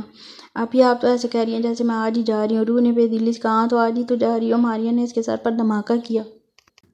کیا مطلب؟ اس نے حیرت سے پوچھا۔ ارے مطلب ہم نے تمہارا سامان پیک کر لیا، خیر تمہارے سامان میں ہے ہی کتنا، تمہارے کپڑے وہی پرانے دیے ہوئے کپڑے تھے، لیکن میں نے اور ماریہ نے ہمارے عید والے سوٹ تھے نا، وہ تمہارے کپڑوں میں رکھے ہیں، اس کے علاوہ میں نے اپنے کچھ سوٹ تمہارے کپڑوں میں رکھ دیے ہیں۔ تانیہ اور رانیہ کے کپڑے تمہیں ٹھیک سے پورے نہیں آتے، اس لیے میرے کپڑوں میں تم اچھے سے ایڈجسٹ کر سکتے ہو۔ ابھی تم دبئی جا رہی ہو، وہاں تمہیں تمہارا شوہر لے کر ہی دے گا اور کپڑے، لیکن گزارے کے لیے ہم نے رکھ دیے ہیں۔ اب وہ یہ نہ کہے کہ ہم نے تمہیں کچھ دیا ہی نہیں۔ وہ اپنے پرانے کپڑوں کا احسان بھی اس طرح سے جتا رہی تھی جیسے نئے خرید کر لائی ہوں۔ وہ کچھ نہ بولی، خاموشی سے انہیں سنتی رہی۔ تھوڑی دیر کے بعد فاطمہ بی بی ایک بار پھر سے اس کے قریب آ گئی۔ مجھے تو پتہ ہی نہیں تھا کہ تم آج ہی جا رہی ہو، یہ تو ابھی تعظیم نے بتایا کہ تم مجھے اپنی شادی کے بارے میں کیوں نہیں بتایا؟ انہوں نے پریشانی سے پوچھا۔ سچ تو یہ ہے کہ انہیں تعظیم پر بھروسہ نہیں تھا، نہ جانے وہ عورت کے ساتھ کیا سے کیا کر دے۔ میں تمہیں بہت کچھ دینا چاہتی تھی، لیکن تم نے پہلے مجھے بتایا ہی نہیں۔ یہ کچھ چیزیں میں تمہارے لیے لائی ہوں۔ انہوں نے ایک چھوٹے سائز کا قرآن جس کا سائز ایک پاکٹ جتنا تھا، اس کے ساتھ ایک جائے نماز، ایک عبایا دیا جس کے ساتھ ہم رنگ سکاف تھا، اس کا رنگ ہلکا آسمانی تھا۔ یقیناً انہوں نے اپنے ہاتھ سے اسے سلائی کیا تھا۔ وہ ایک غیر عورت ہو کر اسے نئی چیزیں لا کر دے رہی تھی، اور اس کے اپنے جو آج اسے یہاں سے بھیجتے ہوئے اپنی اترن دے رہے تھے۔ اس نے خاموشی سے وہ تینوں چیزیں پکڑ لیں۔ مجھے نہیں پتا تمہارا شوہر کیسا ہوگا، میں نے تو سنا ہے کہ دبئی کے مردوں نے 4 نکاح کیے ہوئے ہیں، لیکن پھر بھی میں تمہارے لیے دعا کرتی ہوں کہ تمہارے ساتھ ایسا کچھ نہ ہو۔ میں چاہوں گی تم حقیقت پسند بنو، ہر طرح کی سچویشن کے لیے تیار ہو۔ وہ غور سے فاطمہ بی بی کو سن رہی تھی، کیونکہ وہ جانتی تھی کہ یہ عورت اسے کبھی غلط مشورہ نہیں دے گی۔ میں نے تمہارے شوہر کو نہیں دیکھا، میں نہیں بتا سکتی کہ وہ کیسا ہوگا، مگر اتنا کہہ سکتی ہوں کہ مجھے تم پر پورا بھروسہ ہے۔ مجھے یقین ہے کہ تمہاری معصومیت اور خوبصورتی اسے تمہاری طرف راغب کر لے گی، بلکہ تم اسے خود سے محبت کرنے پر مجبور کر دو گی، اور تم خود صبر سے کام لینا۔ میری بچی، تیری زندگی میں کبھی کوئی اچھا نہیں ہوا، اب اللہ کرے تیرے ساتھ اتنا برا نہیں کرے گا۔ بس تو ہر قسم کی سچویشن کے لیے تیار رہنا۔ تیرا شوہر ہے، تیرا صاحبان، اس کی مرضی کے خلاف کبھی کوئی کام مت کرنا۔ یہ میرا نمبر ہے، تیرا شوہر مجھ سے بات کرنے کی اجازت دے تو مجھے فون کرنا۔ انہوں نے ایک چھوٹا سا کاغذ اس کی طرف دیتے ہوئے کہا۔ وہ اپنا بہت سارا خیال رکھنا، ہم زندگی رہی تو دوبارہ ملیں گے۔ وہ اس کا ماتھا چومتے ہوئے اس قریب سے اٹھیں۔ جب روح نے اس کا ہاتھ تھاما اور اٹھ کر کھڑی ہوئی اور ان کے سینے سے لگ کر رونے لگی۔ تھوڑی دیر کے بعد اسے بتایا کہ 6 بجے کی فلائٹ سے دبئی جانا ہے۔ وہ پریشان سی کھڑی سب کو دیکھ رہی تھی۔ وہ کسی دوسرے ملک جا سکتی تھی، اس کے پاس کسی دوسرے ملک جانے کے کاغذات ہی کہاں تھے؟ اس کے پاس تو کچھ بھی نہ تھا۔ امی اور ان کی 3 بیٹیاں اسے چھوڑنے ایئرپورٹ تک آئی تھیں، پھر اسے کچھ کاغذات اور ایک فائل دی جس میں نکاح نامہ تھا۔ یہ تو وہ جانتی تھی کہ دوسرے کاغذات اور پاسپورٹ شناختی کارڈ تھا جو کم از کم اس کے نام پر نہ تھا، لیکن شناختی کارڈ پر اس کی تصویر لگی ہوئی تھی۔ یہ سب کچھ جھوٹا تھا، وہ پکڑی جا سکتی تھی، لیکن یہاں کے سفارتی غیر قانونی طریقے سے دوسرے ملک بھیجا جا رہا تھا۔ ان لوگوں کو اتنی بھی کیا جلدی تھی، صبر کر لیتے اس کا۔ اگر شوہر اتنا خرچہ کرنے کو تیار تھا تو اصلی کارڈ اور پاسپورٹ بھی بنوا سکتا تھا۔ پھر کچھ ہی دیر میں کچھ آفیسر اس کے پاس آئے۔ آپ پریشان ہوں، آپ کی مسز کو ہم صحیح سلامت دبئی پہنچا دیں گے۔ وہ فون پر کسی سے بات کر رہے تھے، یقیناً اس کا شوہر تھا۔ ماریہ، رانیہ اور تانیہ نے سرسری سے اسے گلے لگایا۔ وہ رونا چاہتی تھی، اپنوں سے جدا ہونے کے غم میں وہ بہت رونا چاہتی تھی، لیکن ان تینوں کا رونے کا کوئی پلان نہیں تھا۔ جب امی نے اسے گلے لگایا تو ان کی آواز میں نمی تھی۔ سن روح، میں نے تیرے ساتھ جو کچھ بھی کیا مجھے معاف کر دینا، مجھے کبھی بد دعا مت دینا۔ اس کا ماتھا چومتے ہوئے انہوں نے روتے ہوئے کہا۔ اس نے کہا کبھی امی کا یہ لہجہ سنا تھا، اور پھر سب سے مل کر وہ چلی گئی۔ آفیسر نے اسے لا کر جہاز میں بٹھا دیا۔ اس کے ہاتھ پیر کانپ رہے تھے، وہ بالکل اکیلی تھی، کوئی نہیں تھا اس کے ساتھ، کسی کو نہیں جانتی تھی۔ وہ بس اسے اپنے شوہر کے پاس پہنچنا تھا، وہی اس کا آسرا تھا، وہی سہارا تھا۔ اس نے شمس کو بہت سمجھانے کی کوشش کی، مگر اس نے ڈیول کی بات نہ مانی۔ شاید وہ اسے ٹھیک سے جانتا نہیں تھا۔ اس کا یہی کہنا تھا کہ ایک 30-32 سال کا مرد 45 سال کے آدمی کا کیا بگاڑ سکتا ہے۔ پھر اس نے وہ کیا جو 45 سال آدمی نے کبھی نہیں سوچا تھا۔ خضر کی سوچ کے مطابق بلیڈ شمس کے جسم پر رینگ رہے تھے، کسی سانپ کی طرح اپنی سرخ لکیریں چھوڑتا ہوا۔ لیلا نے اسے ایک ہی بار میں اس انداز میں دیکھا تھا، اور اس کے بعد وہ 1 مہینہ سے دور رہی۔ اس نے آج بھی لیلا کو اپنے ساتھ آنے کی آفر کی تھی، لیکن اس کے ساتھ میں بلیڈ دیکھ کر وہ اس کے ساتھ نہ آئی۔ اس نے شمس کے نہ صرف ہاتھوں کی بلکہ پورے جسم کی رگیں کاٹ ڈالیں۔ وہ اس کے سامنے تڑپ تڑپ کر مر رہا تھا، لیکن وہ ساتھ والی کرسی پر بیٹھ کر سگریٹ سلگا رہا تھا۔ اس کی چیخیں سن کر اسے عجیب سے سکون مل رہا تھا۔ اس نے اس کی ساری رگیں کاٹ لیں، لیکن گردن کی رگ نہیں کاٹ پایا، کیونکہ وہ اپنے ساتھ صرف 30 بلیڈ لایا تھا، اور اگر ایک بھی فالتو لایا تھا تو اسے اتنی دیر اس کی چیخیں برداشت نہ کرنی پڑتی۔ جبکہ دوسری طرف خضر معصومہ کو لانے ایئرپورٹ کے لیے نکل چکا تھا۔ معصومہ نے اسے کہا تھا کہ وہ اس سے کوڈ ورڈ میں بات کرے گی تاکہ اسے کوئی بھی پہچان نہ پائے، لیکن خضر کو اپنی بے وقوفی پر بہت افسوس ہو رہا تھا، کیونکہ اس نے معصومہ سے اس کی تصویر تک نہ مانگی۔ اب وہ اسے کیسے پہچانے گا؟ چلو یہ بھی شکر ہے کہ اس نے معصومہ سے اس کے کپڑوں کا رنگ پوچھ لیا تھا، ورنہ آج تو یقیناً ڈیول نے اس سے کچھ نہ چھوڑنا تھا۔ ویسے بھی وہ آج بلیڈز یوز کر رہا تھا۔ وہ ابھی کھڑا ہر طرف نظریں دوڑا رہا تھا۔ اب نظر سامنے سے آتی ایک معصوم سی لڑکی پڑی جو کافی ڈری سہمی تھی۔ اس نے آسمانی رنگ کا عبایا پہنا تھا، جس کے ساتھ اس نے ہم رنگ آسمانی رنگ کا ہی سکارف لیا تھا۔ مل گئی معصومہ بہت ایزی سے چلتا اس کے قریب آیا. تم پہنچ گئی. میں تو پریشان ہو گیا تھا تمہیں پہچانوں گا کیسے. خیر وہ پیپرز تو لائی ہو نا تم. اس نے فکر مندی سے پوچھا. کیوں؟ اگر اس بار پیپرز میں کچھ گڑبڑ ہو جاتی تو ڈیول اسے نہیں چھوڑنے والا تھا. جی ہاں میں پیپر لے آئی ہوں. تو آپ ہیں میرے شوہر؟ اس نے حیرانگی سے پوچھا. شوہر؟ خضر کو جھٹکا لگا. سر آپ مجھے ایئرپورٹ پر لینے آئیں گے تو میں آپ کو وہاں کوڈ ورڈ میں مخاطب کروں گی کیونکہ مجھے لگتا ہے کہ میرے پیچھے کچھ لوگ لگے ہیں. اسے معصومہ کی فون پر کی گئی گفتگو یاد آئی. شوہر؟ ہاں شوہر تمہارا گھر پہ ہے. چلو میں تمہیں اسی کے پاس جانے آیا ہوں. پیپرز مجھے دو. خضر نے بات سنبھالتے ہوئے پیپر مانگے. نہیں پیپر تو ہیں انہی کو دوں گی. اس نے معصومیت سے کہا. تو تم مجھ پر یقین کر سکتے ہو میں اس کا وفادار آدمی ہوں. خضر نے کہا. نہیں پیپرز میں انہی کو دوں گی. خضر کو لگا اس نے ایک بار پھر سے ایسے پیپر مانگے تو معصومہ رونے لگی. وہ صرف نام کی معصومہ نہیں بلکہ وہ سچ میں بہت معصوم تھی. فون پر بات کرنے والی لڑکی تو نہیں لگ رہی تھی. وہ تو بہت بولڈ اور ٹیلنٹڈ لگ رہی تھی. وہ آ کر گاڑی میں بیٹھے تب بھی روح کافی زیادہ ڈری ہوئی تھی. اب نارمل ہو جاؤ. مزید ایکٹنگ کرنے کی ضرورت نہیں ہے. خضر نے اس کی طرف دیکھتے ہوئے کہا جبکہ اس کی چھٹی ایسوسی کو کچھ غلط ہونے کا اشارہ کر رہی تھی. کیا مطلب؟ روح نے معصومیت سے پوچھا. مطلب یہ کہ اب تمہیں ڈرنے اور گھبرانے کی ضرورت نہیں ہے. محترمہ اپنی اصلیت پر آ جاؤ اور وہ فائل میرے حوالے کر دو. خضر سے اب مزید برداشت کرنا مشکل ہو رہا تھا. یہ آپ کیا کہہ رہے ہیں بھائی؟ مجھے تو کوئی سمجھ نہیں آ رہا اور میں آپ کو بتا چکی ہوں کہ یہ فائل میں اپنے شوہر کو دوں گی. تو آپ بار بار کیوں مانگ رہے ہیں مجھ سے؟ روح نے اس کی طرف دیکھ کر پریشانی سے کہا. کیونکہ اس کی باتیں روح کے سر کے اوپر سے گزر رہی تھیں. بھائی میں تمہیں بھائی لگتا ہوں؟ خضر نے اسے گھور کے دیکھا. کچھ نہیں کہہ رہا میں تمہیں. تو ڈیول ہی سنبھالے گا. اس نے اکتا کر کہا اور گاڑی کی سپیڈ تیز کر دی. جب روح اس کی باتوں کا مطلب سمجھنے کی کوشش کرنے لگی. ڈیول؟ کیا یہ بے ڈنگا نام اس کے شوہر کا تھا؟ لیکن یہ کیسا نام ہے؟ اس نے تو پہلے کبھی نہیں سنا. ہو سکتا ہے پیار سے کہتے ہو. روح نے سوچا اور دبئی کی صاف ستھری خوبصورت سڑکوں کو دوڑتے ہوئے دیکھنے لگی. جبکہ خضر کو کچھ سمجھ نہیں آ رہا تھا. فون پر تو اسے کافی بے باکی سے بات کر رہی تھی اور اب وہ اسے بھائی کہہ کے پکار رہی تھی. یہ فون والی لڑکی تو ہرگز نہیں لگ رہی تھی. سڑک پر چیکنگ پوسٹ دیکھ کر خضر کو اچھا خاصا غصہ آ گیا. اس کا منہ ویسے بھی بنا ہوا تھا کیونکہ معصومہ سے سیدھے طریقے سے بات نہیں کر رہی تھی جس کی وجہ سے وہ کافی زیادہ غصے میں تھا. وہ جلدی سے جلدی اسے ڈیول کے سامنے لے کے جانا چاہتا تھا تاکہ وہ خود ہی اس سے بات کر کے فائل معصومہ سے لے کر اس کے حوالے کر دے تاکہ وہ شارج تک وہ فائل پہنچائے. وہ ایسا ہی تھا. ڈیول اسے جو بھی کام دیتا وہ جلدی سے جلدی اپنا کام ختم کرنے کی کوشش کرتا لیکن اس لڑکی کی وجہ سے وہ اب تک اپنا کام ختم نہیں کر پا رہا تھا. اس کا ارادہ معصومہ کو اپنے آدمی کے ساتھ گھر بھیج کر خود جیل جانے کا تھا لیکن وہ تو تب ہوتا جب معصومہ سے وہ فائل دیتی جبکہ معصومہ نے آگے انہی کے ساتھ کام کرنا تھا جس کی وجہ سے وہ کسی بھی قسم کی بدمزگی نہیں چاہتا تھا اور اب سے اس کا برا حال ہو رہا تھا. روح پہلے اسے اسی طرح سے غصہ کرتے دیکھتی رہی. پھر گاڑی میں رکھے پانی کی بوتل اٹھا کر اس کی طرف بڑھائی. یہ پانی پی لیں آپ کا غصہ ٹھنڈا ہو جائے گا. اس نے معصومیت سے کہا. تم اپنا منہ بند رکھو اور خاموشی سے بیٹھی رہو. وہ غصے سے دھاڑتے ہوئے بولا. کوئی اس حد تک ایکٹنگ کیسے کر سکتا ہے؟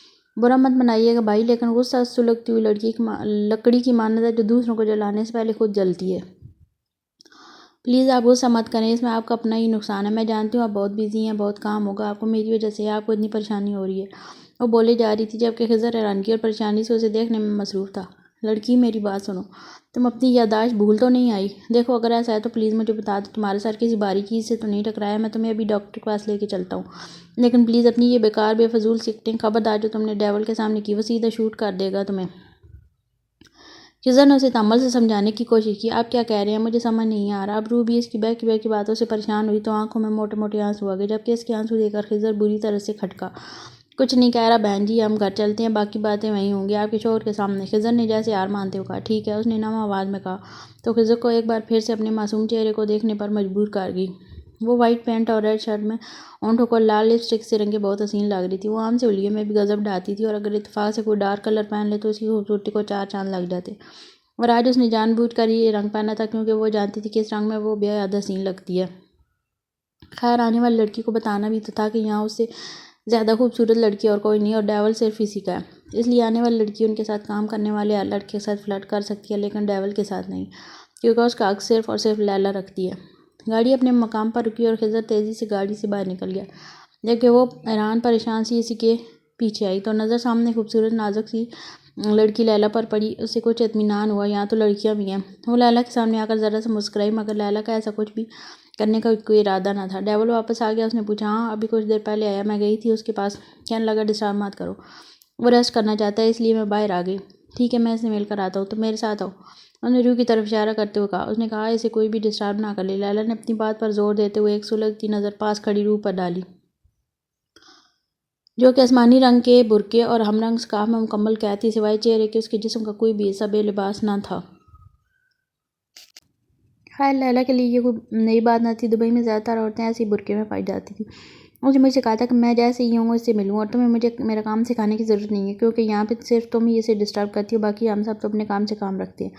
اب خضر کو کسی نہ کسی کو تو اپنا غصہ نکالنا ہی تھا، تو لیلا ہی سے، جبکہ اس نئی لڑکی کے سامنے اتنی بے عزتی کے بعد لیلا بالکل اپنے شرٹ کے کلر کی طرح ہو چکی تھی۔ اور خضر ایک کام کہا تھا تم سے، وہ بھی ڈھنگ سے نہیں ہوا۔ خضر کو اپنے کمرے میں آتے دیکھ کر ڈیول نے کہا، کیا مطلب؟ میں کچھ سمجھا نہیں۔ خضر کو اس نے صرف اور صرف معصومہ کو ایئرپورٹ سے لانے کا کام دیا تھا، اور وہ تو اس نے بالکل ٹھیک طریقے سے کیا تھا۔ اب کون سے کام کی بات کر رہا تھا وہ خضر کچھ سمجھ نہیں پایا۔ میں نے اکرم کو بھیجا ہے معصومہ کو ایئرپورٹ سے لانے کے لیے، تم جس لڑکی کو لے کے آئے ہو وہ کوئی اور ہے۔ ابھی وہ خضر کی طبیعت صاف کرنے ہی والا تھا کہ آہستہ آہستہ قدم اٹھاتی پورے حال کا جائزہ لیتی وہ کمرے میں داخل ہوئی۔ کیا مطلب؟ یہ وہ لڑکی نہیں ہے؟ خضر نے آہستہ آواز میں کہا، اس کے پاس وہ فائل ہے، یہ کہہ رہی تھی کہ وہ تمہیں دے گی۔ روح خضر کے قریب آ کر کھڑی ہوئی تو وہ کہنے لگا، جبکہ روح کا سارا دھیان سامنے کھڑے آدمی تھا۔ کہتی ہے نے کہا کہ 2 بول میں بہت طاقت ہوتی ہے، لیکن گھر سے لے کر یہاں تک اس نے اپنے شوہر کے بارے میں کچھ محسوس نہ کیا۔ وہ تو اسے سوچنا بھی نہیں چاہتی تھی، لیکن اب تو اس کے چہرے سے نظریں ہٹانا بھی ناممکن لگ رہا تھا۔ وہ شہزادہ نہیں بلکہ شہزادوں کو مات دینے والوں میں سے تھا۔ بالکل ٹھیک کہتی تھی فاطمہ بی بی، اس کی زندگی میں کوئی شہزادہ ہی آئے گا۔ آج اسے یقین آ چکا تھا کہ اس کی قسمت اتنی بھی بری نہیں ہے جتنی کہ سب کہتے ہیں۔ اسے تو خوش ہونا چاہیے تھا، لیکن نہ جانے کیوں اس کی آنکھوں سے آنسو بہنے لگے۔ وہ اس کے سامنے کھڑے سے نہ جانے کیا بات کر رہا تھا، لیکن روح تو بس اس کے گال پر نمایاں ہونے والا وہ ڈمپل دیکھتی جو بولتے ہوئے اس کے گال پر روشن ستارے کی طرح چمکتا تھا، اور پھر جب وہ خاموش ہوتا تھا وہ ستارہ بھی خاموش ہو جاتا۔ دیکھو تمہیں یہاں نہیں آنا تھا، تم غلط سے یہاں آ گئی ہو، تمہیں اپنے گھر جانا چاہیے، لیکن فکر کرنے کی ضرورت نہیں ہے، خضر تمہیں چھوڑ آئے گا۔ وہ اس کے قریب کھڑا آہستہ سے اسے بتانے لگا، لیکن پھر اس نے نوٹ کیا کہ یہ لڑکی تو اس کی باتوں پر بالکل دھیان نہیں دے رہی۔ تم سن رہی ہو نا میں کیا کہہ رہا ہوں؟ اس بار ذرا اونچی آواز میں بولا نا۔ روح جیسے خیالوں کی دنیا سے باہر نکلی۔ یہ کاغذات، روح کو کچھ سمجھ نہ آیا تو فوراً اپنے ہاتھ میں رکھے نکاح نامے کے پیپرز اسے دکھانے لگی۔ یہ کیا ہے؟ وہ ذرا سا الجھا، لیکن اس کے ہاتھ سے پیپرز لے لیے۔ یہ ایک نکاح نامہ تھا، یقیناً سامنے کھڑی اس لڑکی کا تھا، روح نور۔ اس نے اس کا نام لے کر اس کی طرف دیکھا۔ جی مجھے سمجھ میں نہیں آ رہا تھا کہ میں آپ کے پاس پہنچوں گی بھی کہ نہیں، بہت ڈر لگ رہا تھا، آپ کو پتہ ہے جہاز کتنا بڑا تھا۔ وہ اپنے دونوں ہاتھوں کو کھول کر اسے بتا رہی تھی، جبکہ اس کا سارا جسم لرز رہا تھا۔ میں تو پہلے کبھی بیٹھی بھی نہیں، ابھی بھی ہاتھ کانپ رہے ہیں۔ ذرا سا مسکرا کر بولی۔ وہ کیا بول رہی تھی وہ خود بھی سمجھ نہیں پا رہی تھی۔ سامنے کھڑا آدمی اس کا شوہر تھا، اس کے بارے میں سب کچھ جانتا تھا، تو کیا وہ یہ نہ جانتا ہوگا کہ وہ پہلی دفعہ سفر کرنے پر گھبرائی ہوئی ہے؟ لیکن پھر بھی روح کا دل چاہا کہ آج اس کے سامنے کھل کر سب کچھ بتا دے۔ اس نے کتنی تکلیفیں سہی ہیں، بات بات پر گالی، بات بات پر مار پیٹ، پچھلے 19 سال وہ کتنی اذیت سہ رہی ہے۔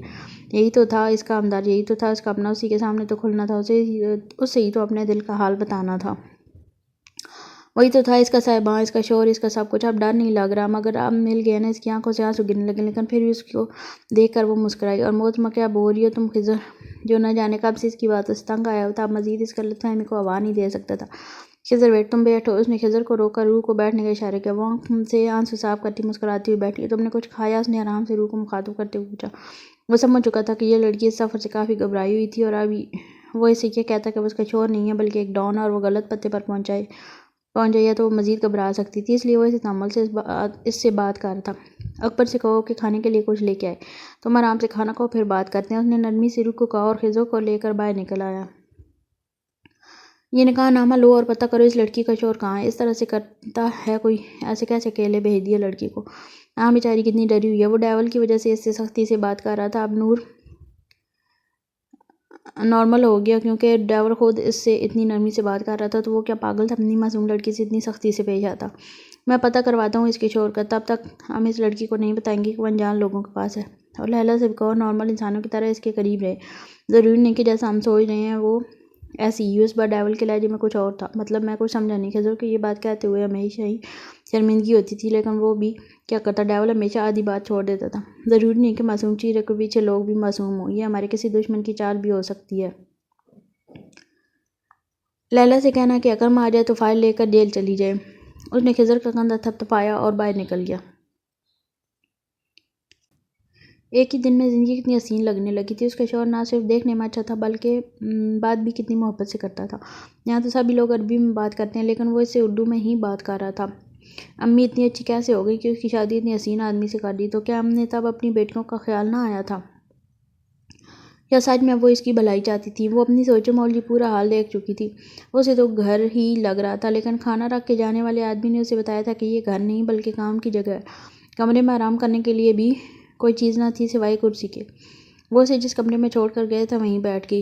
آگے پیچھے جانے کا تو سوال ہی پیدا نہیں ہوتا تھا۔ اگر وہ اپنے شوہر کی مرضی کے خلاف کوئی کام کرتی اور وہ اسے روٹھ جاتا تو ابھی تو وہ ٹھیک سے جانتی بھی نہیں تو کیسے مناتی وہ اسے۔ اس نے کہا تھا تم کھانا کھا کر یہیں آرام کرو، واپس آ کے بات کریں گے۔ میں کیا بات کروں گی ان سے؟ وہ شرماتی گھبراتی بیٹھ کے سوچتی رہی۔ کیا پہلے بھی بے وقوفوں کی طرح بولنا شروع ہو گئی؟ اب نہیں بولوں گی ایسے، سوچ سمجھ کر بات کروں گی، وہ یہ نہ سمجھے کہ میں پاگل ہوں۔ میں آپ کی کچھ مدد کر دوں؟ اس نے یہاں ایک چیز جو بہت زیادہ نوٹ کی وہ یہ تھی کہ ایک آدمی حال صاف کرنے کی چیزیں لے کے کھڑا تھا اور ہر 5-10 منٹ کے بعد صفائی کرنا شروع کر دیتا تھا، جبکہ روح کو تو حال بہت صاف ستھرا لگ رہا تھا۔ شاید ایسی آدمی کی محنت کا کمال تھا۔ نو میم، ہم کر لیں گے، آپ آرام کریں۔ آدمی کا لہجہ عربی لیکن بات وہ اردو میں کر رہا تھا۔ یہاں یہ سب لوگ اردو میں بات کرتے ہیں؟ اس سے رہا نہ گیا تو پوچھنے لگی۔ جی میم، یہاں سبھی لوگ اردو میں بات کرتے ہیں، جس کو اردو نہیں آتی وہ سیکھ لیتا ہے، جیسے میں نے سیکھی۔ ڈیول اپنے سارے کام اردو میں کرواتے ہیں تاکہ مخالف پارٹی ہمیں نہ سمجھ سکے۔ سامنے کھڑے آدمی نے اسے تفصیل سے سمجھایا۔ شاید اسے ابھی تک یہ بات پتہ نہیں تھی کہ وہ معصومہ نہیں بلکہ کوئی اور ہے۔ حسن تم جاؤ، میں ان سے بات کرتی ہوں۔ روح نے مڑ کر دیکھا تو صبح دروازے والی لڑکی کھڑی تھی، لیکن اب اس کے کپڑے کچھ اور تھے۔ اسے دیکھ کر ذرا مسکرائی اور اشارے سے اسے اندر کمرے میں بلایا۔ روح بھی اس کے پیچھے چل دی۔ نام کیا ہے تمہارا؟ اس نے مسکرا کر پوچھا تو روح بھی ذرا سا مسکرائی۔ روح نور، میں لیلی ہوں، یہاں کام کرتی ہوں۔ تمہارا نکاح کیسے ہوا؟ میرا مطلب ہے تم اپنے شوہر کو پہچان نہیں پائی؟ لیلی کو اس لڑکی کے بارے میں پوچھنے کے لیے کہا گیا تھا، سو وہ نارملی اپنا کام کرنے لگی۔ یارم نے اس پر سختی کرنے سے منع کیا تھا کیونکہ اس کا ارادہ اس لڑکی کو صحیح سلامت اس کے گھر تک پہنچانا تھا۔ جی وہ دراصل فون پر نکاح ہوا تھا، میں نے دیکھا نہیں ان کو، اس لیے پہچان نہیں پائی۔ مطلب تم نے اس کی کوئی تصویر بھی نہیں دیکھی تھی؟ پہلے لڑکی سے پوچھا جاتا ہے کہ تم شادی کرنے کے لیے تیار ہو، تصویر دکھائی جاتی ہے، بات وغیرہ ہوتی ہے فون پر۔ نہیں، ایسا کچھ نہیں ہوا تھا، مجھے تو نکاح سے ایک دن پہلے پتہ چلا تھا کہ میرا نکاح ہے۔ روح نے مسکراتے ہوئے بتایا، جیسے اپنا ہی مذاق بنا رہی ہو۔ اوہ اچھا، یعنی ارینج میرج ہے۔ لیلی نے اس کے احساس سے کمتری دور کرنے کی کوشش کی۔ جی وہ بس اتنا ہی بولی۔ اوکے دن مجھے تمہارا پاسپورٹ اور آئی ڈی کارڈ مل سکتا ہے؟ اوکے دن مجھے تمہارا پاسپورٹ اور آئی ڈی کارڈ مل سکتا ہے؟ لیلی مطلب کی بات پر آ چکی تھی۔ جی میں دیتی ہوں، لیکن وہ اصل نہیں ہے، یہ تو آپ جانتی ہوں گی۔ وہ کچھ کنفیوز ہو کر بولی۔ اصل نہیں ہے؟ تم یہاں کیسے آئی؟ پھر لیلی کو جھٹکا لگا۔ وہ سب کچھ تو مجھے نہیں پتا، یہ سب کچھ تو میرے شوہر ہی جانتے ہیں، آپ ان سے پوچھیں۔ اس نے اپنا پاسپورٹ آئی ڈی کارڈ اس کی طرف بڑھاتے ہوئے کہا، جبکہ لیلی اپنا گھومتا ہوا سر لے کر باہر نکل گئی۔ اس کا مطلب وہ لڑکی غیر قانونی طریقے سے یہاں آئی ہے اور اس کا یہ شوہر رمنیز شیخ اس نام کا کوئی آدمی نہیں ہے اس شہر میں، اور میں نے ایئرپورٹ سے بھی پتہ کیا، اس نام کی کوئی بھی لڑکی دبئی آئی ہی نہیں اور نہ ہی اسے لینے کوئی ایئرپورٹ آیا تھا، ورنہ انتظامیہ میں کوئی رپورٹ درج ہوتی۔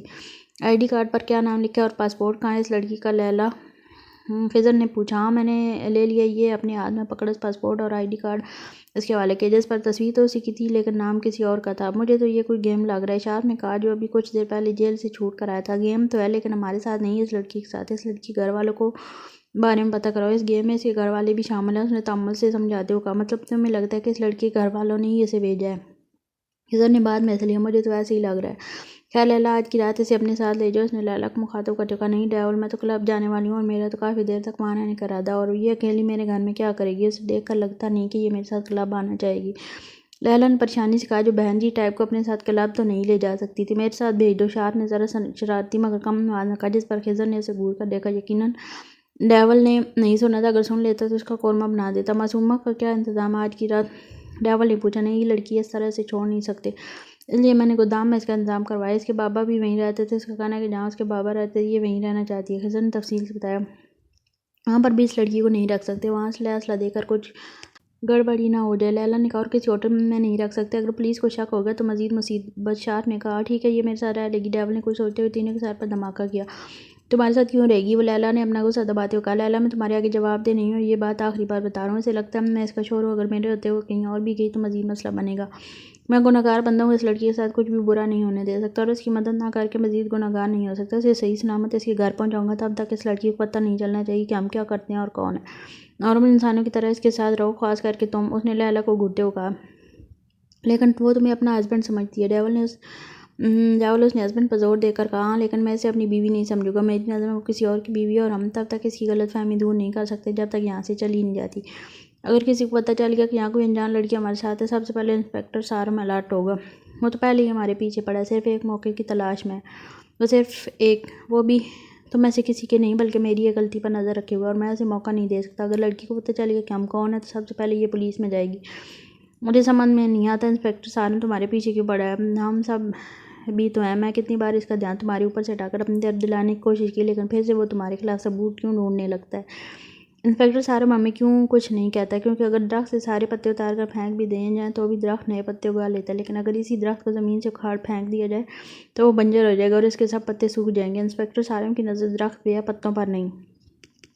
وہ صبح 10 بجے سے لے کر اب تک اسی کمرے میں بیٹھی تھی۔ وہ سفر کی وجہ سے اتنی تھکی ہوئی تھی کہ لیکن پھر بھی یہاں کوئی آرام کرنے کی جگہ نہیں تھی، اسے آرام کرنے کی عادت بھی نہ تھی۔ سارا دن تو وہ کسی نہ کسی کام میں لگی رہتی، اب بھی کمرے میں گھوم رہی تھی۔ جب آہستہ سے دروازہ کھٹکا کر وہ اندر آیا۔ گھر چلیں، میں اب بھی وہیں نرما تھی۔ وہ مسکرائی، جی چلیں۔ اس نے صبح سے وہی برقع پہن رکھا تھا۔ وہ اپنا سامان اٹھانے لگی تو یارم نے اسے منع کر دیا، تم رہنے دو، میرا آدمی لے آئے گا۔ اسے چلنے کا اشارہ کر کے وہ آگے چل گیا، وہ بھی جلدی سے اس کے پیچھے آیا۔ وہاں کھڑے آدمی نے اس کے لیے گاڑی کا دروازہ کھولا۔ ٹی وی زاموں میں اس طرح سے نوکروں کو دروازہ کھولتے دیکھتی تھی، آج اپنے لیے ایسی خاطر تواضع دیکھ کر ہنسی نکل گئی۔ پھر دھیرے سے تھینک یو بول دیا۔ گاڑی میں دونوں میں کوئی بات نہ ہوئی۔ پھر ایک جگہ یارم نے گاڑی روکی اور گاڑی سے نکل کر نہ جانے کہاں چلا گیا۔ آگے پیچھے نظریں لڑاتی جب روح کی نظر سڑک پر گئی، اس نے جب چھوٹے بچوں کو سڑک پر لیٹتے ہوئے دیکھا تو سوچنے لگی، یا اللہ یہ سب ضرور میری طرح یتیم ہوں گے۔ بچوں کو بھی بس دیکھا اپنا بچپن یاد آنے لگا۔ اسے پتہ بھی نہ چلا کب یارم گاڑی میں آ کر بیٹھا اور گاڑی سٹارٹ ہو گئی۔ خاموشی طویل تھی۔ لگتا ہے ہوا پانی بدلنے کی وجہ سے تمہاری طبیعت خراب ہو رہی ہے، کب سے اس کی سو سو کی آواز سنتا ہوا بولا۔ نہیں میں تو بالکل ٹھیک ہوں، اس نے رندی آواز میں کہا۔ اچھا تم رو رہی ہو، یارم نے اس کے چہرے کو دیکھتے ہوئے کہا۔ کیوں رو رہی ہو تم؟ یارم خود بھی سمجھ نہ پایا کہ یہ سوال اس نے کیوں پوچھا، شاید اس نے اس طرح سے کسی کو کبھی روتے نہیں دیکھا تھا۔ وہاں چھوٹے بچے، اس نے بات ادھوری چھوڑی، کیا پاکستان میں بیکاری نہیں ہے؟ اس نے آرام سے پوچھا۔ لیکن سڑک پہ نہیں سوتے۔ وہ اس سے یہ نہیں کہہ پائی کہ وہ کبھی گھر سے باہر نکل کر سڑکوں پہ ایسے سوتے کسی بیکاری کو نہیں دیکھ پائی۔ خاموشی ایک بار پھر سے چھا گئی۔ گاڑی ایک بلڈنگ کے قریب آ کر رکی۔ یہاں سے اندر چلی جاؤ، چابی پکڑو، فلیٹ نمبر 8 اور یہ کھانا بھی لے جاؤ، میں گاڑی پارک کر کے آتا ہوں۔ یارم نے اسے چابی اور کھانا پکڑاتے ہوئے وہ فوراً گاڑی سے باہر نکل گئی، لیکن اندر نہیں گئی بلکہ وہیں کھڑا ہو کر اس کا انتظار کرنے لگی۔ وہ اسے یہ کیسے کہتی کہ اسے اکیلے جانے میں ڈر لگتا ہے، کیا سوچے گی؟ وہ یہ ہر چیز سے ڈرتی ہے، اس لیے وہیں رک کر اس کا انتظار کرنے لگی۔ تقریباً 5 منٹ بعد وہ اس کے ساتھ آ کر رکا۔ وہ میں آپ کا انتظار کر رہی تھی، اس نے پوچھا نہیں، لیکن پھر بھی روح بتانے لگی، ٹھیک ہے چلو۔ اس کے ہاتھ سے چابی لے کر وہ آگے طرف چلنے لگا۔ یہ نیا سفر تھا، اس لیے وہ اس کے قدم سے قدم ملا کر چلنے لگی۔ اس نے لفٹ کا بٹن پریس کیا، لفٹ نے انہیں ان کی منزل تک پہنچایا۔ وہ اس کی سڑک کو غور سے دیکھ رہی تھی، اس کے چہرے کو دیکھ کر بار بار ایک عجیب سی شرم اسے آ گئی تھی۔ کبھی وہ شرماتے ہوئے نہیں انگلیاں چٹکتی، کبھی اپنے آنے والی زندگی کو سوچ کر مسکراتی، لیکن وہ اب سب کچھ جانتے ہوئے بھی انجان بنا رہا۔ اس نے آ کر فلیٹ کا دروازہ کھولا۔ فلیٹ بہت بڑا نہ تھا۔ دروازے پر رک کر ایک نظر میں اس نے سارا فلیٹ دیکھ لیا۔ وہ بیڈ روم، ایک کچن، باتھ کا دروازہ کہیں نہیں تھا، ضرور بیڈ روم کے ساتھ لگے گا۔ فلیٹ بالکل صاف ستھرا تھا۔ تم یہاں بیٹھو، میں کھانا نکال کے آتا ہوں۔ اس نے اسے بیٹھنے کا اشارہ کیا۔ آپ کیوں کریں گے، میں کرتی ہوں نا، اور یہ تو عورتوں کا کام ہے۔ اس نے جلدی سے اس کے ہاتھ سے کھانے کی شاپر لی اور اوپن کچن کی طرف آگئی۔ یارم کچھ نہیں بولا، وہ کسی بھی طرح سے شک میں نہیں ڈال سکتا تھا، جبکہ اس کی نظریں کچن کی طرف، پورے گھر کی طرح یہ بھی صاف ستھرا تھا۔ اس کا مطلب تھا اس کا شوہر صفائی پسند ہے۔ روح نے اچھی بیوی کی طرح جلدی سے یہ بات اپنے دماغ میں اٹھا لی، پھر کھانا برتنوں میں نکال کر لائی۔ دونوں نے آرام سے کھانا کھایا۔ نہ جانے اس ڈش کا کیا نام تھا، مگر تھی بہت مزے کی۔ وہ یہ تو نہیں جانتا تھا کہ اسے کیا پسند ہے اور کیا نہیں، لیکن پھر بھی وہ اپنی طرف سے ایسی چیز لے کے آتا جیسے وہ سکون سے کھا لے، اور ایسا ہی تھا۔ اس نے سکون سے کھانا کھایا اور پھر برتن نہ صرف وہاں سے اٹھا کے لے گئی بلکہ اچھے سے دھو کر واپس اسی جگہ پر رکھ کر باہر آئی۔ اب چائے پیتے ہیں؟ یارم کھانا کھا کر آرام سے آنکھیں بند کر کے صوفے پر ٹیک لگا کے بیٹھا تھا، جب پیچھے سے نرم سی آواز آئی۔ ہاں، اسے سوال عجیب لگا، لیکن پھر جواب دیا، شاید وہ اس سے بات کرنا چاہتی تھی۔ تبھی بے تکے سوال پوچھ رہی تھی، میں بناؤں آپ کے لیے؟ اس نے پیار سے پوچھا۔ ہاں بناؤ۔ وہ اس وقت تنہائی چاہتا تھا، وہ اسے کسی بھی بہانے سے میسر ہو کیا فرق پڑتا تھا، لیکن اس کی بات سن کر روح خوشی سے اٹھی اور چائے بنانے چلی گئی، اور پھر اگلے 5 منٹ بعد وہ چائے کے ساتھ حاضر تھی۔ وہ ویسے بھی رات کو چائے پینے کا عادی تھا، لیکن ہمیشہ وہ خود بناتا تھا، آج پہلی بار کسی دوسرے کے ہاتھ کی چائے پینے جا رہا تھا۔ تم اس کمرے میں سو جانا، میں اس کمرے میں سوؤں گا، اس نے چائے پیتے ہوئے کہا۔ کیا مطلب؟ میں کچھ سمجھی نہیں۔ چہرے کی رونق غائب ہوئی تھی۔ میرا مطلب ہے مجھے کچھ کام کرنا ہے، تم بیکار میں ڈسٹرب ہوگی، ویسے بھی سفر سے تھکی ہوئی ہو، تم اس کمرے میں جا کر آرام کرو، میں اپنا کام ختم کر لوں۔ جی اچھا، وہ کہہ کر چائے کے کپ اٹھانے لگا۔ یہ رہنے دو، میں اٹھا لوں گا، تم جاؤ آرام کرو۔ وہ ہمیشہ سے اپنے کام خود کرتا تھا، میرے ہوتے ہوئے آپ کام کیوں کریں گے؟ وہ مسکراتے ہوئے بولی اور کپ اٹھا کر کچن میں چلی گئی۔ تقریباً 5 منٹ کے بعد گیلے ہاتھ سکارف سے صاف کرتی باہر نکلی۔ اس نے اپنا برقع اب تک نہ اتارا تھا۔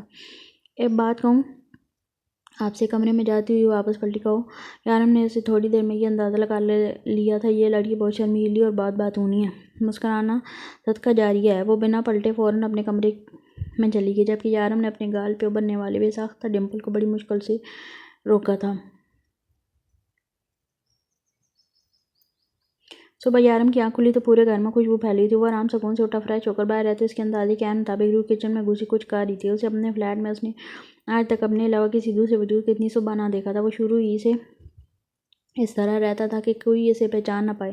یہ فلیٹ جس بلڈنگ میں تھا وہاں پر بہت ساری فیملیز رہتی تھی، جن میں زیادہ تر انڈین اور پاکستانی تھیں۔ ان سب کو یارم کے بارے میں کچھ بھی پتہ نہ تھا۔ اگر کسی کو کچھ پتہ تھا تو بس اتنا کہ ایک لڑکا ہے جو یہاں رہتا ہے اور چھوٹی موٹی جاب کرتا ہے۔ یارم کا ریکارڈ اتنا صاف تھا کہ آج تک پولیس اس تک نہ پہنچ پائی، مگر انسپکٹر یارم کی محنت اور لگن ہی تھی جس نے اسے اس تک پہنچنے میں اس کی مدد کی۔ وہ خود بھی انسپکٹر سارم کی اس کی ہمت اور قابلیت کی داد دیتا تھا۔ ارے آپ اٹھ گئے، آپ بیٹھے، میں ناشتہ لگاتی ہوں۔ وہ کچن سے باہر ٹیبل تک آئی تو اسے دروازے پر کھڑا دیکھ کر مسکرائی۔ ویسے مجھے پتہ نہیں ہے کہ آپ صبح ناشتے میں کیا پسند کرتے ہیں، لیکن پھر بھی میں نے پراٹھے بنائے ہیں، لیکن آپ کہیں گے تو کچھ اور بھی بنا دوں گی۔ اس وقت بنا عبایا کے کالا چوڑی دار پاجامہ اور سرخ قمیض پر کالا دوپٹہ سلیقے سے سر پر جمائے کھڑی تھی۔ ہاں، مگر کپڑے اس کے لحاظ سے تھوڑی لوز تھے۔ سفید رنگ کالی آنکھیں، لمبے بال جو دوپٹے سے باہر کمر سے نیچے جھک رہے تھے۔ وہ بہت خوبصورت تھی، لیکن یارم جتنی نہیں۔ ہاں، لیکن اس کے چہرے کی معصومیت خوبصورت سے زیادہ خوبصورت انسان کو مات دینے کے لیے کافی تھی۔ نہیں، میں یہ کھا لوں گا، تھینک یو، میرے لیے ناشتہ بنانے کے لیے، اور سوری مجھے تمہارے لیے اتنی زحمت کرنی پڑی۔ تمہیں میرے لیے اتنی زحمت کرنی پڑی۔ وہ خود بھی نہیں جانتا تھا کہ وہ اتنا کیوں بولنے لگا۔ وہ تو ضرورت سے زیادہ کبھی نہیں بولتا تھا۔ ارے زحمت کیسی، اب یہ سب کچھ تو مجھے ہی تو کرنا ہے۔ صفائی کے لیے کون آتا ہے؟ میرا مطلب گھر کی صفائی کون کرتا ہے؟ وہ کھانے کے لیے بیٹھا تھا جب روح نے پاس بیٹھ کر سوال پوچھا۔ میں اپنے گھر کے سارے کام خود کرتا ہوں۔ مجھے دوسرے لوگوں کے کام پسند نہیں آتے، اور دبئی میں آسانی سے نوکر ملنا بھی بہت مشکل ہے۔ یہاں تقریباً سبھی لوگ اپنے کام خود کرتے ہیں اور کھانا بھی خود بناتے ہیں۔ روح نے حیران ہو کر پوچھا۔ زیادہ تر خود ہی بناتا ہوں، اگر دیر ہو جائے تو باہر سے لے آتا ہوں۔ بس اتنا کہہ کر وہ ناشتہ کرنے لگا، مگر اسے یہ نہیں کہہ پایا کہ اسے خاموشی میں کھانا کھانا پسند ہے۔ وہ بس اس لڑکی کو یہ نہیں بتانا چاہتا تھا کہ وہ ایک ڈان ہے اور یہ لڑکی غلط ایڈریس پر پہنچی ہے، لیکن اس کے لیے اس لڑکی سے باتیں کرنا ضروری تو نہ تھی۔ وہ کیوں اسے اپنی پرسنل باتیں بتا رہا تھا؟ رات میں اس نے جب کہا کہ وہ دوسرے کمرے میں سو رہا ہے تو اس کی اداسی کیوں اس سے پریشان کر گئی تھی؟ خوبصورت سے خوبصورت لڑکی اس کی زندگی میں آئی تھی، اس نے پلٹ کر کبھی ان کی طرف دیکھا بھی نہیں۔ لیلا اس کی ایک نظر پر بیٹھی تھی، لیکن اس نے لیلا کو کبھی اتنی اہمیت نہ دی۔ لیکن اس لڑکی کی صرف اداسی اسے پریشان کر رہی تھی۔ وہ چاہتا تھا کہ جس طرح سے یہ لڑکی ہنستی کھیلتی یہاں، یہ اسی طرح سے اپنے گھر پہنچ جائے وہاں۔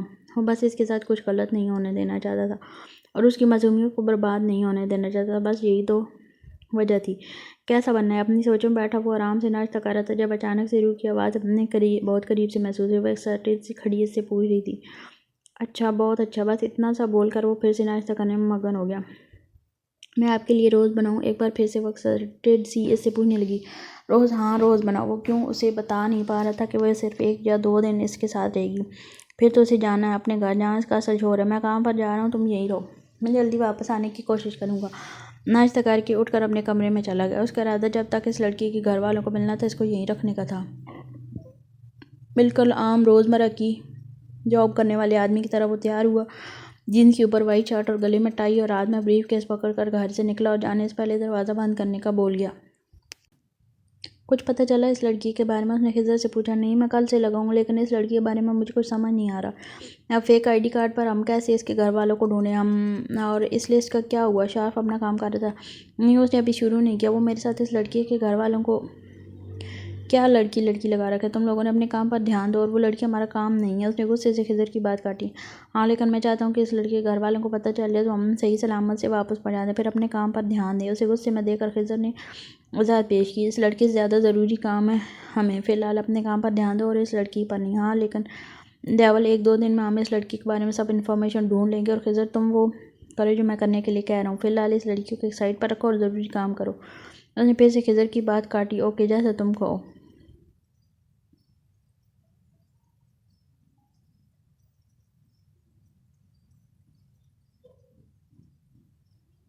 مجھے ہال چیکنگ کرنی ہے، یہ سرچ وارنٹ آپ چیک کر سکتے ہیں۔ یہ اس مہینے میں تیسری چیکنگ وارنٹ تھی۔ وہ جب بھی فارغ ہوتا ہے ایسی سرچ وارنٹ نکلوا کر یہاں آ جاتا ہے۔ ضرور انسپکٹر سارم، کیوں نہیں، آپ کا اپنا ہی حال ہے، جب دل جائے آئیں چیک کریں۔ شارف نے پورا دروازہ کھولتے ہوئے کہا۔ کل ہی تو وہ جیل سے چھوٹ کے آیا تھا اور پچھلے 10 دن سے اس نے سب سے زیادہ اس شخص کی شکل دیکھی تھی، اور انسپکٹر سارم یہ وہ پہلا اور آخری شخص تھا جسے وہ آج کی تاریخ میں نہیں دیکھنا چاہتا تھا۔ بہت شکریہ، اتنی مہمان نوازی تو مجھے ہضم نہیں ہوگی، سارم نے مسکرا کر کہا۔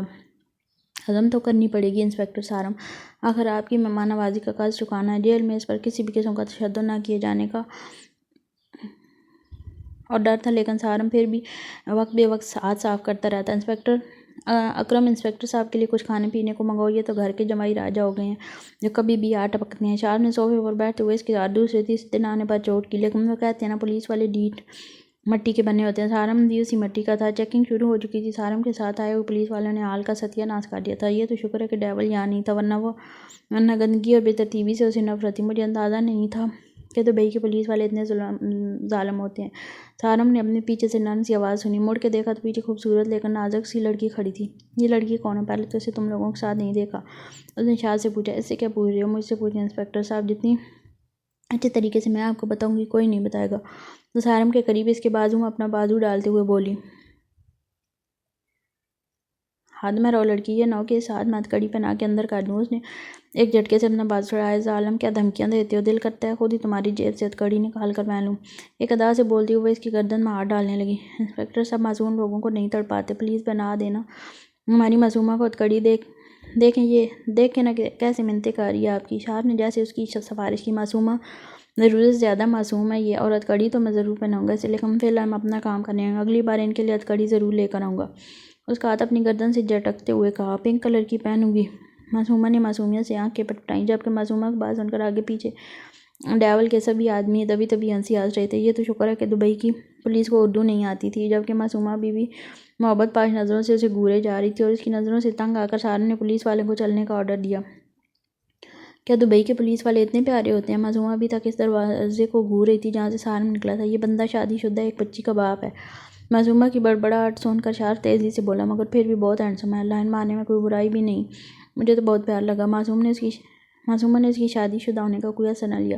ڈیول سے زیادہ شارپ نے پوچھا، کیونکہ ایسا پہلی بار ہوا تھا کہ کوئی لڑکی یارم کو چھوڑ کر کسی دوسرے آدمی کے بارے میں بات کرے۔ ارے ڈیول سر کے ساتھ وہ چڑیل ہمیشہ چپکی رہتی ہے، ان دونوں میں کچھ چل رہا ہے کیا؟ معصومہ نے پوچھا۔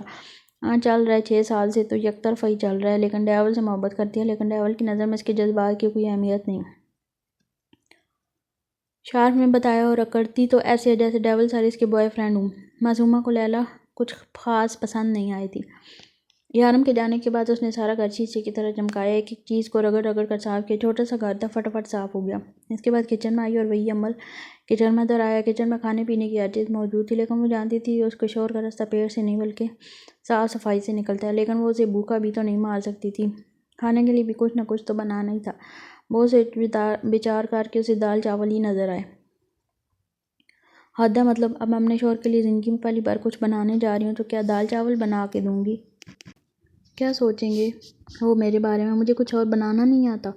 ہاں تو ان کے سوچنے سے پہلے ہی میں بتا دوں گی کہ میں سب کچھ بنا لیتی ہوں، لیکن گھر میں یہی تھا تو میں نے یہی بنا دیا۔ ہاں یہی ٹھیک ہے، میں بھی نہ پتہ نہیں کیا سوچتی رہتی ہوں۔ اپنی تمام تر سوچوں کو ایک طرف رکھ کر وہ کھانا بنانے میں جٹ گئی۔ ابھی اس نے دال چاول صاف کر کے ہی رکھے تھے جو کہ پہلے ہی سے صاف تھے کہ دروازے کی بیل بجی۔ ہائی، یہ کون آ گیا؟ جو بھی آیا وہ عربی میں بات نہ کرتا، اسے تو میری کوئی بات سمجھ میں نہیں آئے گی۔ چلو نہ تو پھر اشاروں سے سمجھا لوں گی، وہ کیسے سمجھائے گا؟ یہی سب سوچتے ہوئے دروازے تک آئی اور دروازہ کھولا تو سامنے 3 خواتین کھڑی تھیں۔ السلام علیکم، ہم آپ کے پڑوسی ہیں، یہ 7 والے فلیٹ میں رہتی ہیں۔ ایک عورت نے میٹھی لہجے میں کہا، وعلیکم السلام، اندر آئیں۔ اسے امید نہ تھی کہ دبئی میں اردو میں بات کرنے والی کوئی عورت اسے ملے گی۔ بیٹا آپ کو یہاں پہلے کبھی نہیں دیکھا، وہ لڑکا جو اسی فلیٹ میں رہتا ہے، اس کو ہم اکثر آتے جاتے دیکھتے رہتے ہیں۔ آپ آج ہی آئی ہیں کیا؟ دوسری عورت نے اسے سوال کیا۔ نہیں آنٹی، میں کل آئی تھی، میں ان کی بیوی ہوں، شادی کے بعد میں پہلی بار یہاں آئی ہوں۔ اس نے فون پر نکاح والی بات گول کر کے بتایا۔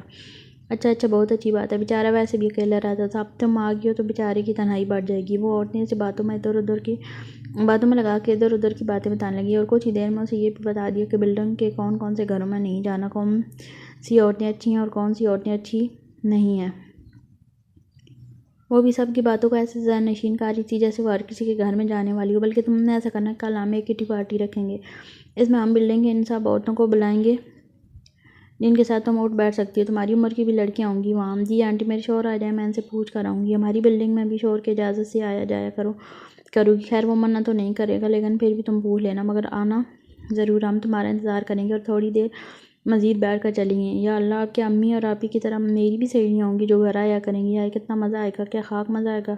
یہ سب تو مجھ سے اتنی بڑی ہیں، ہاں لیکن انہوں نے یہ بھی تو کہا تھا کہ وہاں میری عمر کی بھی لڑکیاں ہوں گی۔ تیز تیز پیاز کاٹتی وہ خود ہی بڑبڑا رہی تھی۔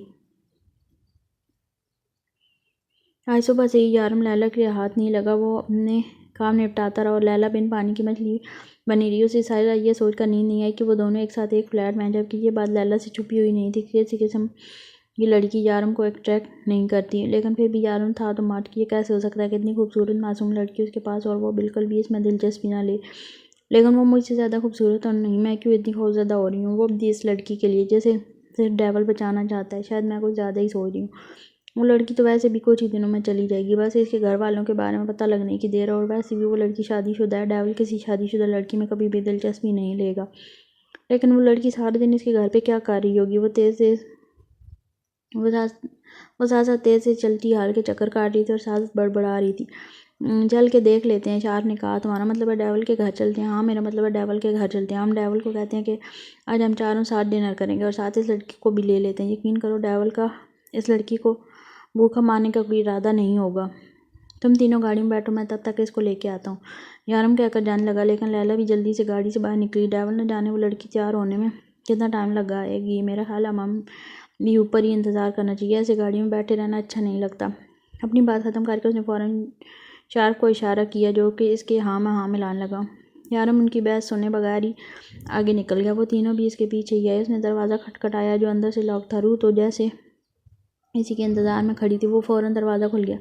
بنا پوچھے دروازہ کیوں کھولا تم نے؟ ہماری جگہ کوئی اور بھی ہو سکتا تھا، آئندہ احتیاط کرنا۔ یارم کا لہجہ ذرا سخت تھا۔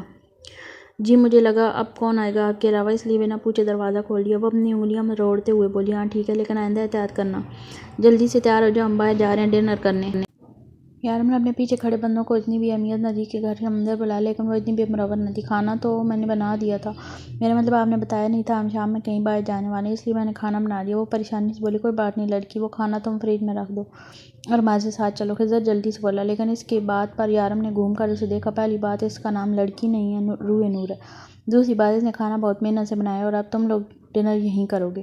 اور تیسری بات میں اپنی بات دہرانے کا عادی نہیں ہوں۔ بس اتنا کہہ کر اندر چلا گیا اور وہ تینوں شرافت سے اس کے قدم کے ساتھ قدم ملاتے اندر آئے اور آ کر بیٹھ گئے۔ لیلا کا تو مانو بس نہیں چاہ رہا تھا کہ وہ کچھ کر بیٹھے جب تک یہ تینوں یہیں رہے۔ یارم کمرے سے باہر نہ نکل، لیکن خضر اور شافٹ کے کھانے کی اتنی تعریف کی کہ شاید ہی کبھی زندگی میں کسی نے کی ہو، جبکہ لیلا نے اپنا منہ بند ہی رکھا۔ پھر وہ تینوں چلے گئے تو روح نے یارم کے کمرے کا دروازہ بجایا۔ وہ تینوں چلے گئے۔ اس نے پوچھا، جی چلے گئے، اچھا تم کھانا لگاؤ میں آ رہا ہوں۔ یہ بات کہنے کے بعد اسے یاد آیا تھا کہ وہ اس کی اصل بیوی نہیں ہے۔ جی وہ میں یہی تو بتانے آئی تھی۔ اس کے کمرے کے اندر آ گئی۔ وہ لیپ ٹاپ پر کام کرنے میں مصروف تھا۔ اسے ایک نظر دیکھا، وہ صبح والے لباس میں ہی تھی۔ کیا بتانے آئی تھی؟ یارم نے اسے نظروں کے اظہار میں لیتے ہوئے پوچھا۔ وہ مجھے پتہ نہیں تھا کہ آپ کے دوست بھی کھانے پر آئیں گے، تو جتنا کھانا میں نے بنایا تھا وہ ختم ہو گیا، اب ہم دونوں کو بھوکا سونا پڑے گا۔ اس نے معصومیت سے کہا تھا، دونوں کو مطلب تم نے بھی کھانا نہیں کھایا؟ اس نے نفی میں سر ہلایا۔ لڑکی تم کیا پاگل ہو، کم از کم خود تو کھا لیتی۔ وہ دن میں مجھے لگا شاید آپ واپس آئیں گے، لیکن آپ نہیں آئے تو مجھے بھی خیال نہیں آیا کھانا کھانے کا، لیکن ابھی بہت بھوک لگی ہے۔ معصومیت سی، اور آپ اپنے دوست کے سامنے کہہ رہے تھے کہ میرا نام روح نور ہے اور آپ خود مجھے لڑکی کہہ کے بلا رہے ہیں۔ اس نے مزید منہ پھلایا۔ جاؤ تیار ہو جاؤ، باہر چلتے ہیں، کچھ کھاتے ہیں۔ اگر بات صرف اس کی اپنی ہوتی تو وہ رات بنا کھائے رہ لیتا، لیکن یہ لڑکی اس کے گھر کی مہمان تھی، آج نہیں تو کل اسے چلے جانا تھا، اور سچ تھا وہ اسے بھوکا نہیں مار سکتا تھا، اور دوپہر میں بھی اس نے کچھ نہیں کھایا تھا۔ ارے تیار کیا ہونا ہے، صرف اب آیا ہی تو ڈالنا ہے، ابھی 2 منٹ میں ہو جائے گا۔ امی کہیں کے مطابق وہ جلد سے دوسرے کمرے میں گئی اور 2 منٹ میں واپس آ گئی۔ چلیں، اس نے دروازے سے ذرا سا جھانک کر پوچھا۔ چلیں، وہ اسی کے انداز میں بولا باہر نکلا۔ ویسے میری کل والی بات پر عمل نہیں کیا آپ نے؟ اس کے ساتھ لفٹ کے اندر جاتی بولی۔ کون سی بات؟ یارم نے پوچھا۔ ارے وہ صدقہ جاریہ والی بات۔ ڈمپل ایک بار پھر سے ابھرا تھا، لیکن اس بار اس نے چھپانے کی کوشش نہیں کی۔ گاڑی میں وہ مسلسل اس سے کچھ نہ کچھ بات کر رہی تھی، کبھی اسے پوچھتی کہ اس کا پسندیدہ کلر کون سا ہے، تو کبھی پوچھتی کھانے میں کیا پسند ہے۔ پہلے تو وہ اگنور کرتا رہا، پھر کہا کہ یہ سب کچھ تمہارے جاننے کے لیے نہیں ہے۔ ارے ایسے کیسے میرے جاننے کے لیے ہے؟ اگر مجھے آپ کی پسند ناپسند معلوم ہی نہیں ہوگی تو کیسے آپ کی پسند پر چلوں گی؟ آپ مجھے بتا دیں آپ کو کھانے میں کیا پسند ہے، میں آپ کی پسند کی ساری ڈشز بناؤں گی، اور جو نہیں آتی وہ بھی سیکھ لوں گی۔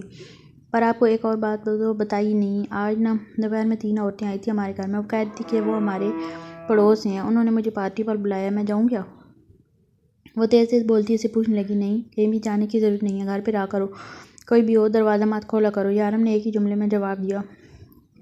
کوئی نہیں نا، وہ اتنے پیار سے بلا رہی تھی، میرے خیال میں مجھے جانا چاہیے، اس طرح تو انہیں برا لگ سکتا ہے نا۔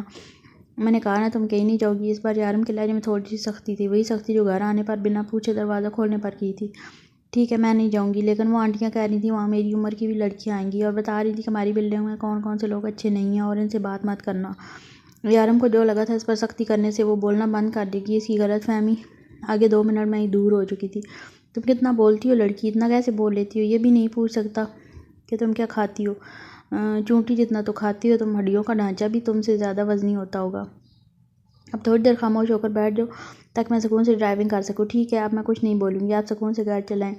میں تو ویسے بھی کچھ نہیں بولتی ہوں، گھر میں مجھے کوئی نہیں بولنے دیتا تھا، ماریہ آپی، رانیہ آپی، تانیہ آپی، وہ تو مجھے بات ہی نہیں کرنے دیتی تھی، اور جب کوئی مہمان آتا تو امی کہتی تھی یہ تو گونگی ہے، لیکن فاطمہ بی بی کہتی تھی تم اپنے شوہر سے باتیں کرنا بہت ساری۔ بولتے بولتے وہ ایک بار پھر سے شروع ہو گئی جب یارم نے اسے سخت نگاہوں سے گھورا۔ اچھا میں اب کچھ نہیں بولوں گی، پکا وعدہ؟ اپنے ہونٹ پر انگلی رکھتے ہوئے سیدھی بیٹھ گئی۔ گڈ گرل، گھر جا کے جتنا مرضی بول لینا، ڈرائیونگ کے دوران مجھے بالکل بات پسند نہیں ہے، بات سننا پسند نہیں ہے۔ اس کا اس طرح سے اداس ہو کر بیٹھنا اسے پسند نہیں آیا تھا، اس لیے صفائی دینے لگا۔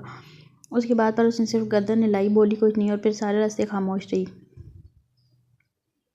لیلا کا کلب آنے کا ارادہ تھا جو کینسل ہو گیا، وہ سیدھی اپنے گھر آئی تھی اور اب دائیں سے بائیں گھوم رہی تھی۔ وہ لڑکی یارم کے گھر پر اس طرح سے رہ رہی تھی جیسے اس کی اصلی بیوی ہو، کیسے اپنی مرضی سے ہر طرف گھوم پھر رہی تھی، اس کی ہمت کیسے ہوئی کھانا بنانے کی۔ یہ تو شکر تھا کہ یارم اسے کوئی اہمیت نہیں دے رہا تھا۔ ان لوگوں کے آتے ہی یارم کمرے میں چلا گیا، جبکہ خضر کے پوچھنے پر یارم نے اسے بتایا تھا کہ وہ دوسرے کمرے میں سوتی ہے۔ یہ بات جان کر لیلا کو بہت سکون ملا۔ تم میری جگہ کسی کو نہیں دو گے، میں جانتی ہوں ڈیول، تمہاری آخری منزل میں ہوں، تمہیں مجھ تک آنا ہی ہوگا۔ وسکی کے گھونٹ بڑھتی نشے کو اپنے اندر اتار رہی تھی۔ اس لڑکی کو جلد سے جلد یہاں سے ہٹانا ہوگا۔ میں تو اس معصومہ سے ڈر رہی تھی جس کو ڈیول نے دوسری بار دیکھنا بھی گوارا نہیں کیا، لیکن یہ لڑکی، اس کا مجھے کچھ کرنا ہوگا۔ مجھے اس لڑکے کے گھر والوں کے بارے میں جلدی سے جلدی پتہ کرنا ہوگا، جتنی جلدی ہو سکے اسے ڈیول کے گھر سے نکالنا ہوگا۔ گاڑی آ کر بلڈنگ کے باہر رکی۔ ساری ڈرائیونگ کے دوران وہ ایک لفظ بھی نہ بولی تھی۔ تم چلو اوپر، میں گاڑی پارک کر کے آتا ہوں، اس نے روح کی طرف دیکھتے ہوئے کہا، جبکہ روح دوسری طرف منہ پھیرے سیٹ سے سر ٹکائے بیٹھی تھی۔ لڑکی میں تم سے بات کر رہا ہوں، گاڑی سے نیچے اترو اور اوپر جاؤ۔ سنو میں تم سے، اس نے روح کا کندھا ہلا کر دیکھا تو وہ سو رہی تھی۔ یا اللہ، میں نے کیسے سوچ لیا کہ یہ لڑکی میرے ایک بار کہنے کے بعد بات نہیں کرے گی۔ یہ سو رہی ہے، اگر سو نہ رہی ہوتی تو اب تک میرا دماغ کھا چکی ہوتی۔ روح اٹھو، اوپر جاؤ۔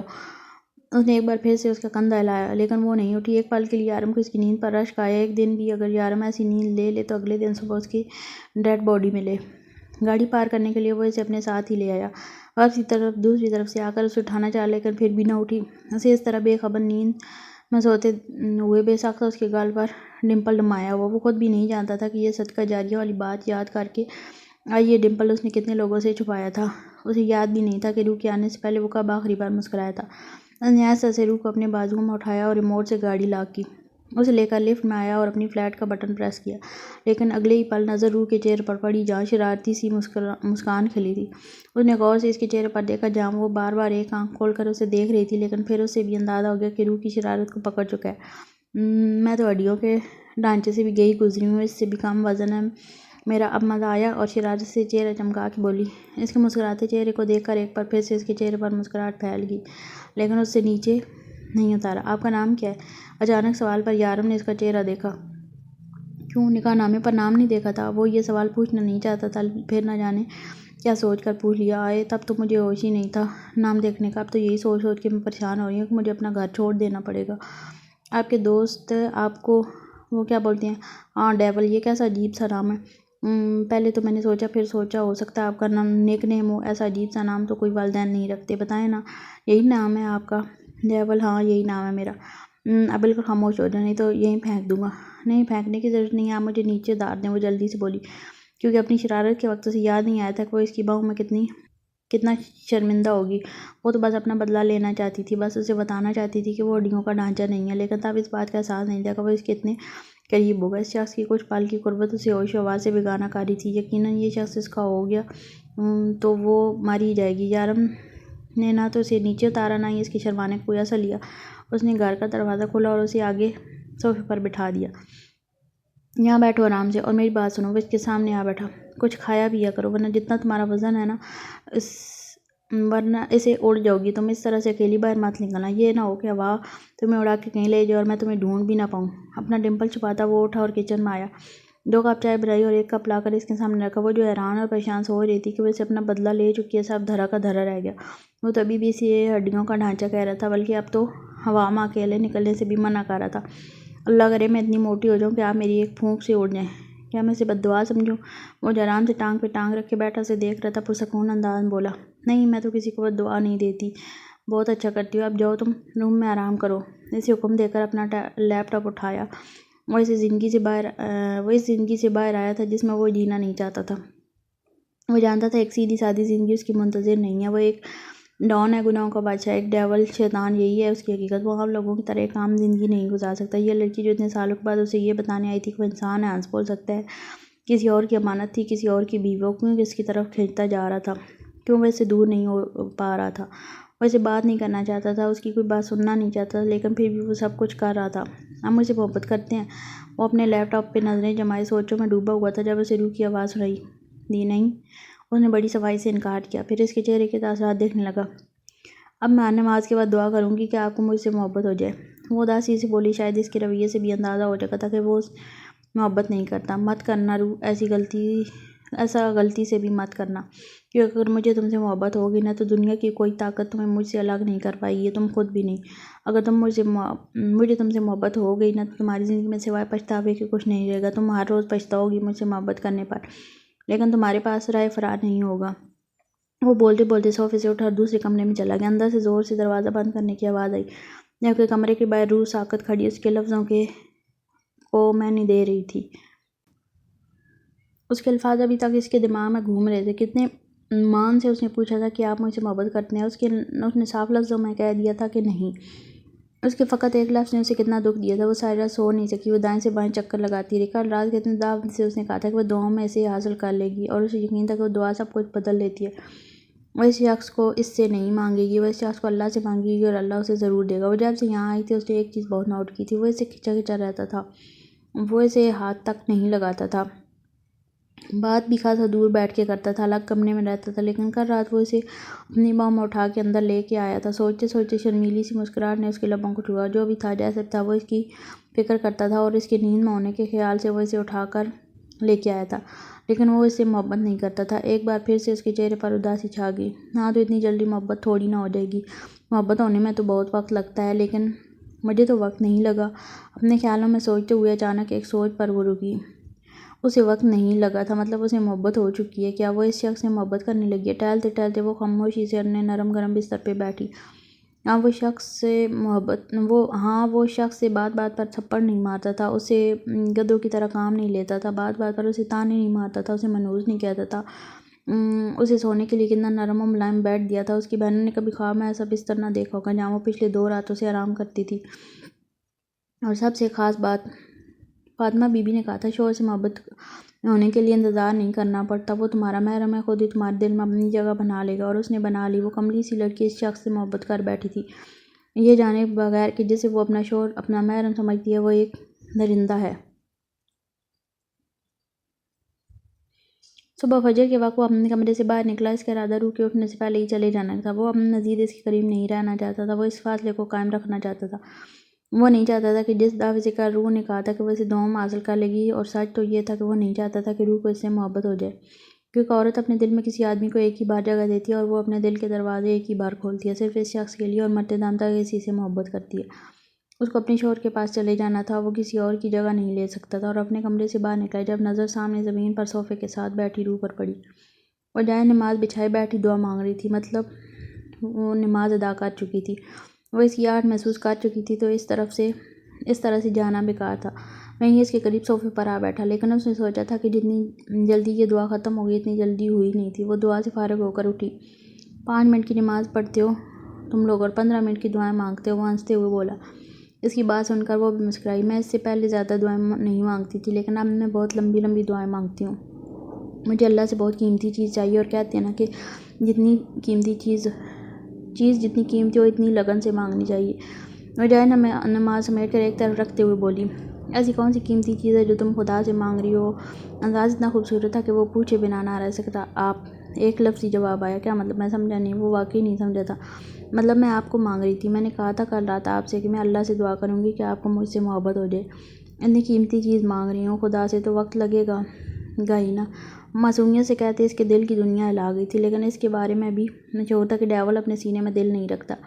اگر دل ہی نہ تھا تو پھر دل کے دنیا کو ہلنے کا کیا ڈر۔ لیکن اگلے ہی پل سوچوں میں ڈوبے ہوئے یارم کو اپنے چہرے پر نرم و گرم ہوا محسوس ہوئی۔ یہ کون سا طلسم پھونک رہی ہو تم مجھ پر؟ اسے خود پر پھونک مارتے دیکھ کر اس نے پوچھا۔ ارے طلسم نہیں پھونک رہی، دعا مانگ رہی ہوں تاکہ آپ کو کسی کی نظر نہ لگے۔ لڑکیاں آپ سے دور رہیں، خیر سے جائیں اور خیر سے آئیں، باقی کچھ نہیں۔ لیکن یہ لڑکیاں دور رہنے والی بات پر یارم کے چہرے پر مسکراہٹ آئی تھی، اور اس کا مسکراتا چہرہ دیکھ کر روح پر بھی یہ راز کھلا تھا کہ وہ ایک نہیں بلکہ دو ڈمپلز کا مالک ہے۔ وہ بنا اسے کچھ بولے باہر کے دروازے کی طرف جانے لگا جب آواز آئی فی امان اللہ۔ ایک بار پھر سے مسکراہٹ کھلی تھی۔ اللہ حافظ، یہ دو لفظ اس نے بہت عرصے بعد استعمال کیے تھے۔ دبئی جیسے اسلامک ملک میں رہنے کے بعد بھی لوگ یہاں انگریزوں کا طرز عمل اپنائے ہوئے تھے، لیکن آج اتنے دنوں کے بعد کسی کو اپنے سامنے نماز پڑھتے ہوئے دیکھ کر اسے یاد آیا کہ وہ ابھی مسلمان ہے۔ اس کی صرف اللہ حافظ کہنے پر وہ ایسی شرمائی تھی جیسے خدا نخواستہ اس نے کوئی رومانٹک بات کی ہو۔ ڈیول، میں نے اس لڑکی کے بارے میں سب کچھ پتہ کروا لیا۔ وہ جس جہاز سے آئی تھی، اس کی seat, passport, I D card, اصل میں وہ کوئی اور لڑکی ہے جس کا کارڈ اس نے یوز کیا۔ اس کا نکاح ہوا تھا موبائل پر، شیخ رمیز اس کا شوہر ہے، اور میں نے اس لڑکی کا سارا بایو ڈیٹا بھی نکلوایا۔ اس کا گھر کہاں ہے، کہاں رہتی ہے، اس کے گھر میں کون کون ہے، میں نے سب کچھ پیپر میں لکھ دیا۔ لیلا تیز سے اس کے ساتھ چلتی ہوئی پیپر اس کے سامنے کرتے ہوئے بتا رہی تھی۔ یارم نے وہ کاغذ اس کے ہاتھ سے لے لیا اور کچھ کئی ٹکڑے کر ڈالے۔ تم لوگوں کو ایک بار میری بات سمجھ میں نہیں آ رہی لیلا؟ میں نے کہا ضروری کام پر دھیان دو، اور یہ لڑکی ہمارا کام نہیں ہے۔ کاغذ کو ٹکڑوں کی شکل میں دیتے ہوئے اسے لیلا کے ہاتھ پہ رکھ دیا، جبکہ لیلا پھٹی پھٹی آنکھوں سے اپنا ہاتھ دیکھ رہی تھی۔ ڈیول، میں نے اتنی محنت سے بہتر ہوگا کہ اپنی محنت ضروری کام پہ صرف کرو، اور آئندہ میں یہ بے فضول کے کام کرتے نہ دیکھوں تمہیں۔ اس پر سخت نگاہ ڈالتا وہ کمرے میں چلا گیا۔ روح کھانا بنا کے فارغ ہوئی تو آ کر صوفے پر بیٹھی۔ یارم نے آگے پیچھے کہیں بھی جانے سے منع کر دیا تھا، جبکہ یہ فلیٹ ہر طرف سے بند تھا۔ اسے پہلی نظر میں یہ فلیٹ جتنا خوبصورت لگا تھا، اب اسے اتنا ہی برا لگ رہا تھا۔ وہ کھلے ماحول میں رہنے کی عادی تھی، اور یہاں سب کچھ بند۔ اسے فی الحال نہ اے سی اچھا لگ رہا تھا اور نہ ہی یہ فلیٹ۔ اسے عجیب سی گھٹن ہو رہی تھی یہاں۔ بہت دیر سوچنے کے بعد وہ فلیٹ سے نکلی۔ بلڈنگ کے سامنے پارک تھا، اس کا ارادہ کچھ دیر وہیں جا کر بیٹھنے کا تھا۔ اکیلے میں اسے ڈر تو بہت لگ رہا تھا، لیکن اس جگہ اس نے ساری زندگی گزارنی تھی، اس طرح سے ڈرتے ڈرتے وہ تو گزارا نہیں کر سکتی تھی۔ اور یہاں پارک میں بہت ساری عورتیں موجود تھیں۔ وہ فلیٹ لاک کر کے ایک پارک کے بینچ پر جا بیٹھی۔ تھوڑی دیر تازہ ہوا لینے کے بعد اب اس کا واپس جانے کا ارادہ تھا جب اچانک گولیاں چلنے کی آوازیں آنا شروع ہوئیں۔ ایک آدمی بھاگتے ہوئے تیزی سے اس کے پاس سے بھاگتا ہوا آگے بڑھ گیا، جبکہ مکمل کالے یونیفارم میں پولیس اس کے پیچھے بھاگ رہی تھی۔ گھبراہٹ کے مارے اس کے ہاتھ پیر کانپنے لگے۔ یقیناً وہ کوئی چور تھا جو پولیس سے بھاگ رہا تھا، لیکن پولیس ایسے پبلک پلیسز پر گولیاں تو نہیں چلا سکتی۔ تو کیا کوئی قاتل تھا، کوئی خطرناک ترین مجرم جس کا گرفتار ہونا بہت ضروری تھا؟ ابھی تھوڑا ہی آگے بھاگا تھا جب پولیس نے اس کی ٹانگ پر گولی ماری اور وہ وہیں لیٹ گیا۔ سارے لوگ جلدی سے وہاں جمع ہونے لگے۔ وہ جانا نہیں چاہتی تھی، لیکن پارک میں اب کوئی بھی موجود نہ تھا۔ بلڈنگ کے آس پاس کا سارا ایریا ویران ہو چکا تھا۔ وہ گھبراتے ہوئے اس جگہ پر چلی گئی جہاں چور کو گولی لگی تھی اور پولیس اسے گرفتار کر چکی تھی۔ وہ آہستہ آہستہ چلتی بالکل ان لوگوں کے پاس جا کر کھڑی ہوئی۔ پولیس والے اس آدمی کو دبوچے زمین سے لگائے ہوئے تھے، جبکہ وہ مسلسل ہل رہا تھا۔ انسپکٹر سارم تیزی سے اس کے قریب آیا۔ ڈیول کے آدمی ہو نا تم؟ جلدی بولو، اسی نے بھیجا ہے تمہیں رستم کو مارنے کے لیے، وہ اردو میں اس سے پوچھ رہا تھا۔ شاید آگے پیچھے کے لوگ نہ سمجھے اس لیے۔ میں کسی ڈیول کو نہیں جانتا، چھوڑو مجھے، وہ غصے سے گرایا۔ ہاں ہاں بالکل، تم کیسے کسی ڈیول کو جانتے ہوگے؟ تم تو اس کے وفادار آدمی ہو۔ ڈیول کے تو سبھی آدمی اس پر جان دیتے ہیں، لیکن افسوس تم پولیس کی گولی سے مرو گے۔ اگلے ہی لمحے سارم نے ریوالور کی نوک اس کے سر پر رکھی، لیکن اس سے پہلے کہ ریوالور کی گولی چلتی اس آدمی نے اپنی گردن میں لٹکا ہوا ہڈی نما بینڈ اپنے منہ میں ڈالا، اور روح کو کچھ سمجھ نہ آیا۔ پتہ چلا تو اتنا کہ اس میں ہڈی میں زہر تھا، اور اب وہ آدمی مر چکا ہے۔ زندگی میں پہلی بار اس نے اپنی آنکھوں کے سامنے کسی کو یوں مرتے دیکھا تھا، اور اس کے کانپتے ہاتھ پیر اس کا ہاتھ چھوڑ چکے تھے۔ اگلے ہی لمحے وہ زمین بوس ہو گئی۔ نہ جانے کیا سوچ کر وہ آج جلدی گھر آ گیا تھا۔ خضر کو بس اس نے کہا تھا کہ اسے گھر جانا ہے۔ خضر کے سامنے کہاں کچھ بولتا تھا۔ وہ گھر آیا تو گھر لاک دیکھ کر پریشان ہو گیا۔ روح کہاں جا سکتی ہے؟ یقیناً پڑوس میں۔ اسے منع بھی کیا تھا اسے کہ وہ کہیں نہیں جائے گی، لیکن پھر بھی اس لڑکی نے اس کی بات نہیں سنی تھی۔ وہ پڑوس میں آئی۔ یہاں کی عورتیں اکثر اس سے بات کرنے کی کوشش کیا کرتی ہیں۔ اس نے دروازہ کھٹکھٹایا تو ایک عورت باہر نکلی۔ اس نے اس سے روح کے بارے میں پوچھا۔ ہاں بیٹا، تمہاری بیوی، ہم گئے تھے کل تمہارے گھر، تمہاری بیوی بہت پیاری ہے، بہت پیاری باتیں کرتی ہے، لیکن وہ یہاں تو نہیں آئی۔ اس عورت کی جگہ اگر کوئی اور ہوتا جو اصل بات بتانے کی بجائے اتنی لمبی تہمت باندھ رہا ہے تو یارم اسے گولی مار کے فارغ کر دیتا۔ جی میں بس یہی پوچھنے آیا تھا۔ یارم وہاں سے نکلا اور دوسرے فلیٹ کی طرف۔ وہ تقریباً 4.5 سال سے اس بلڈنگ میں رہ رہا تھا اور آج تک کسی سے بات نہ کی۔ اس لڑکی کی وجہ سے سب کا دروازہ کھٹکھٹا کر بات کر رہی تھی۔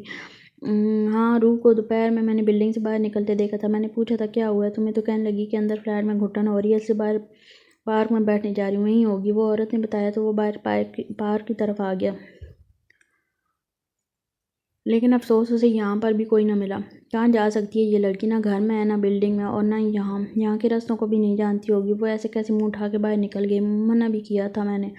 اس نے جلدی سے خضر کو فون ملایا۔ میں پتہ کرواتا ہوں، ایسے کیسے کہیں جا سکتی ہے؟ خضر نے کہا جلدی پتہ لگاؤ، نہ جانے وہ لڑکی کہاں چلی گئی۔ اس بیوقوف کو منع بھی کیا تھا میں نے فلیٹ سے باہر مت نکلنا۔ یارم کو نہ جانے کیوں اس پر بہت غصہ آ رہا تھا۔ یارم چھوڑو نا، اچھا ہی ہے ہماری جان چھوٹ گئی، یہ بھی تو ہو سکتا ہے اس کا اصل شوہر مل گیا اور اس کے ساتھ چلی گئی، اور اگر ایسا ہوا بھی ہے تو اچھا ہوا ہے۔ وہ کب تک ہمارے ساتھ رہتی ہے؟ اس طرح کی سیدھی سادھی لڑکی ہمارے ساتھ نہیں چل سکتی، آج نہیں تو کل تو اسے چلے ہی جانا تھا۔ بکواس کرنے کے لیے نہیں کہا، میں نے کہا ہے وہ کرو، اس لڑکی کا جلد سے جلد پتہ کرو مجھے۔ وہ غصے سے دھاڑا تھا، اسے ہوش آئے تو اپنے آپ کو اسپتال میں پایا۔ اس کے قریب ایک ڈاکٹر اور 2 پولیس والے تھے، ان میں سے ایک وہی پولیس والا تھا جو اس آدمی سے باتیں کر رہا تھا۔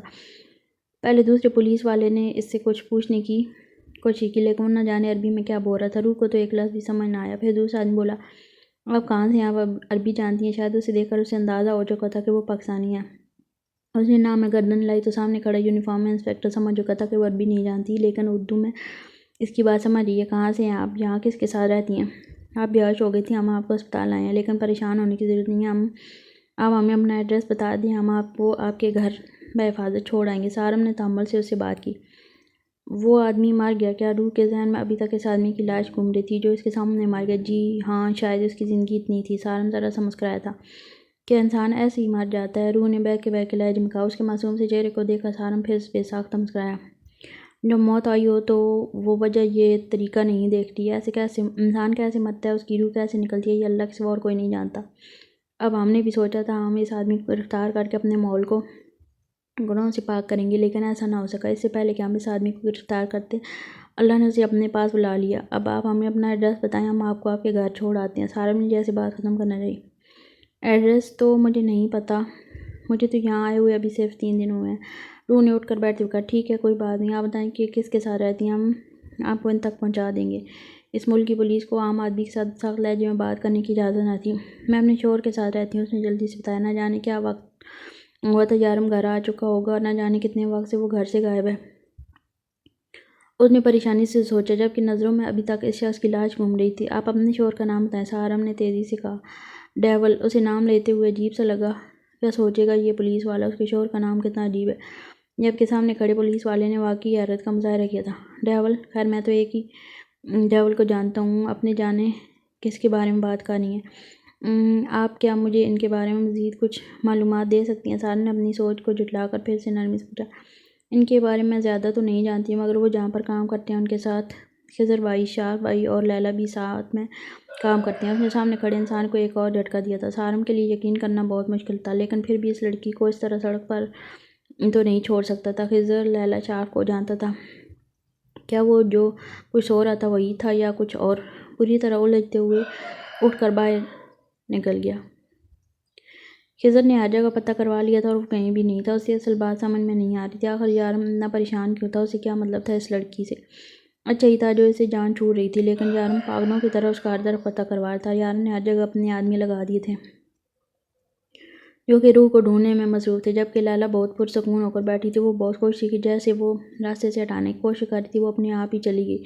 سب نے یہی کہا تھا کہ اچھا ہی ہے کہ اس کی جان چھوٹ گئی، وہ اس لڑکی کو کب تک سنبھالتے، آج نہیں تو کل اس نے چلے ہی جانا تھا۔ لیکن یارم کو نہ جانے کیا مسئلہ تھا جو ہر طرف اس لڑکی کے بارے میں پتہ کروا رہا تھا، اور کسی میں اتنی ہمت بھی نہ رہی تھی کہ اس کے قریب جا کر اس سے وجہ پوچھے، کیونکہ اس وقت وہ اتنے غصے میں تھا کہ اس کے قریب جانے کی ہمت کسی میں تھی۔ ایک بات تو کلیئر تھی کہ اب اگر وہ مل گئی تو روح کو جان سے مار دے گا۔ ان لوگوں نے پہلی بار یارم کو کسی کے لیے اتنا پریشان ہوتے دیکھا تھا، لیکن اس کے باوجود بھی وہ یارم کی پریشانی کی وجہ کو سمجھ نہیں پا رہے تھے۔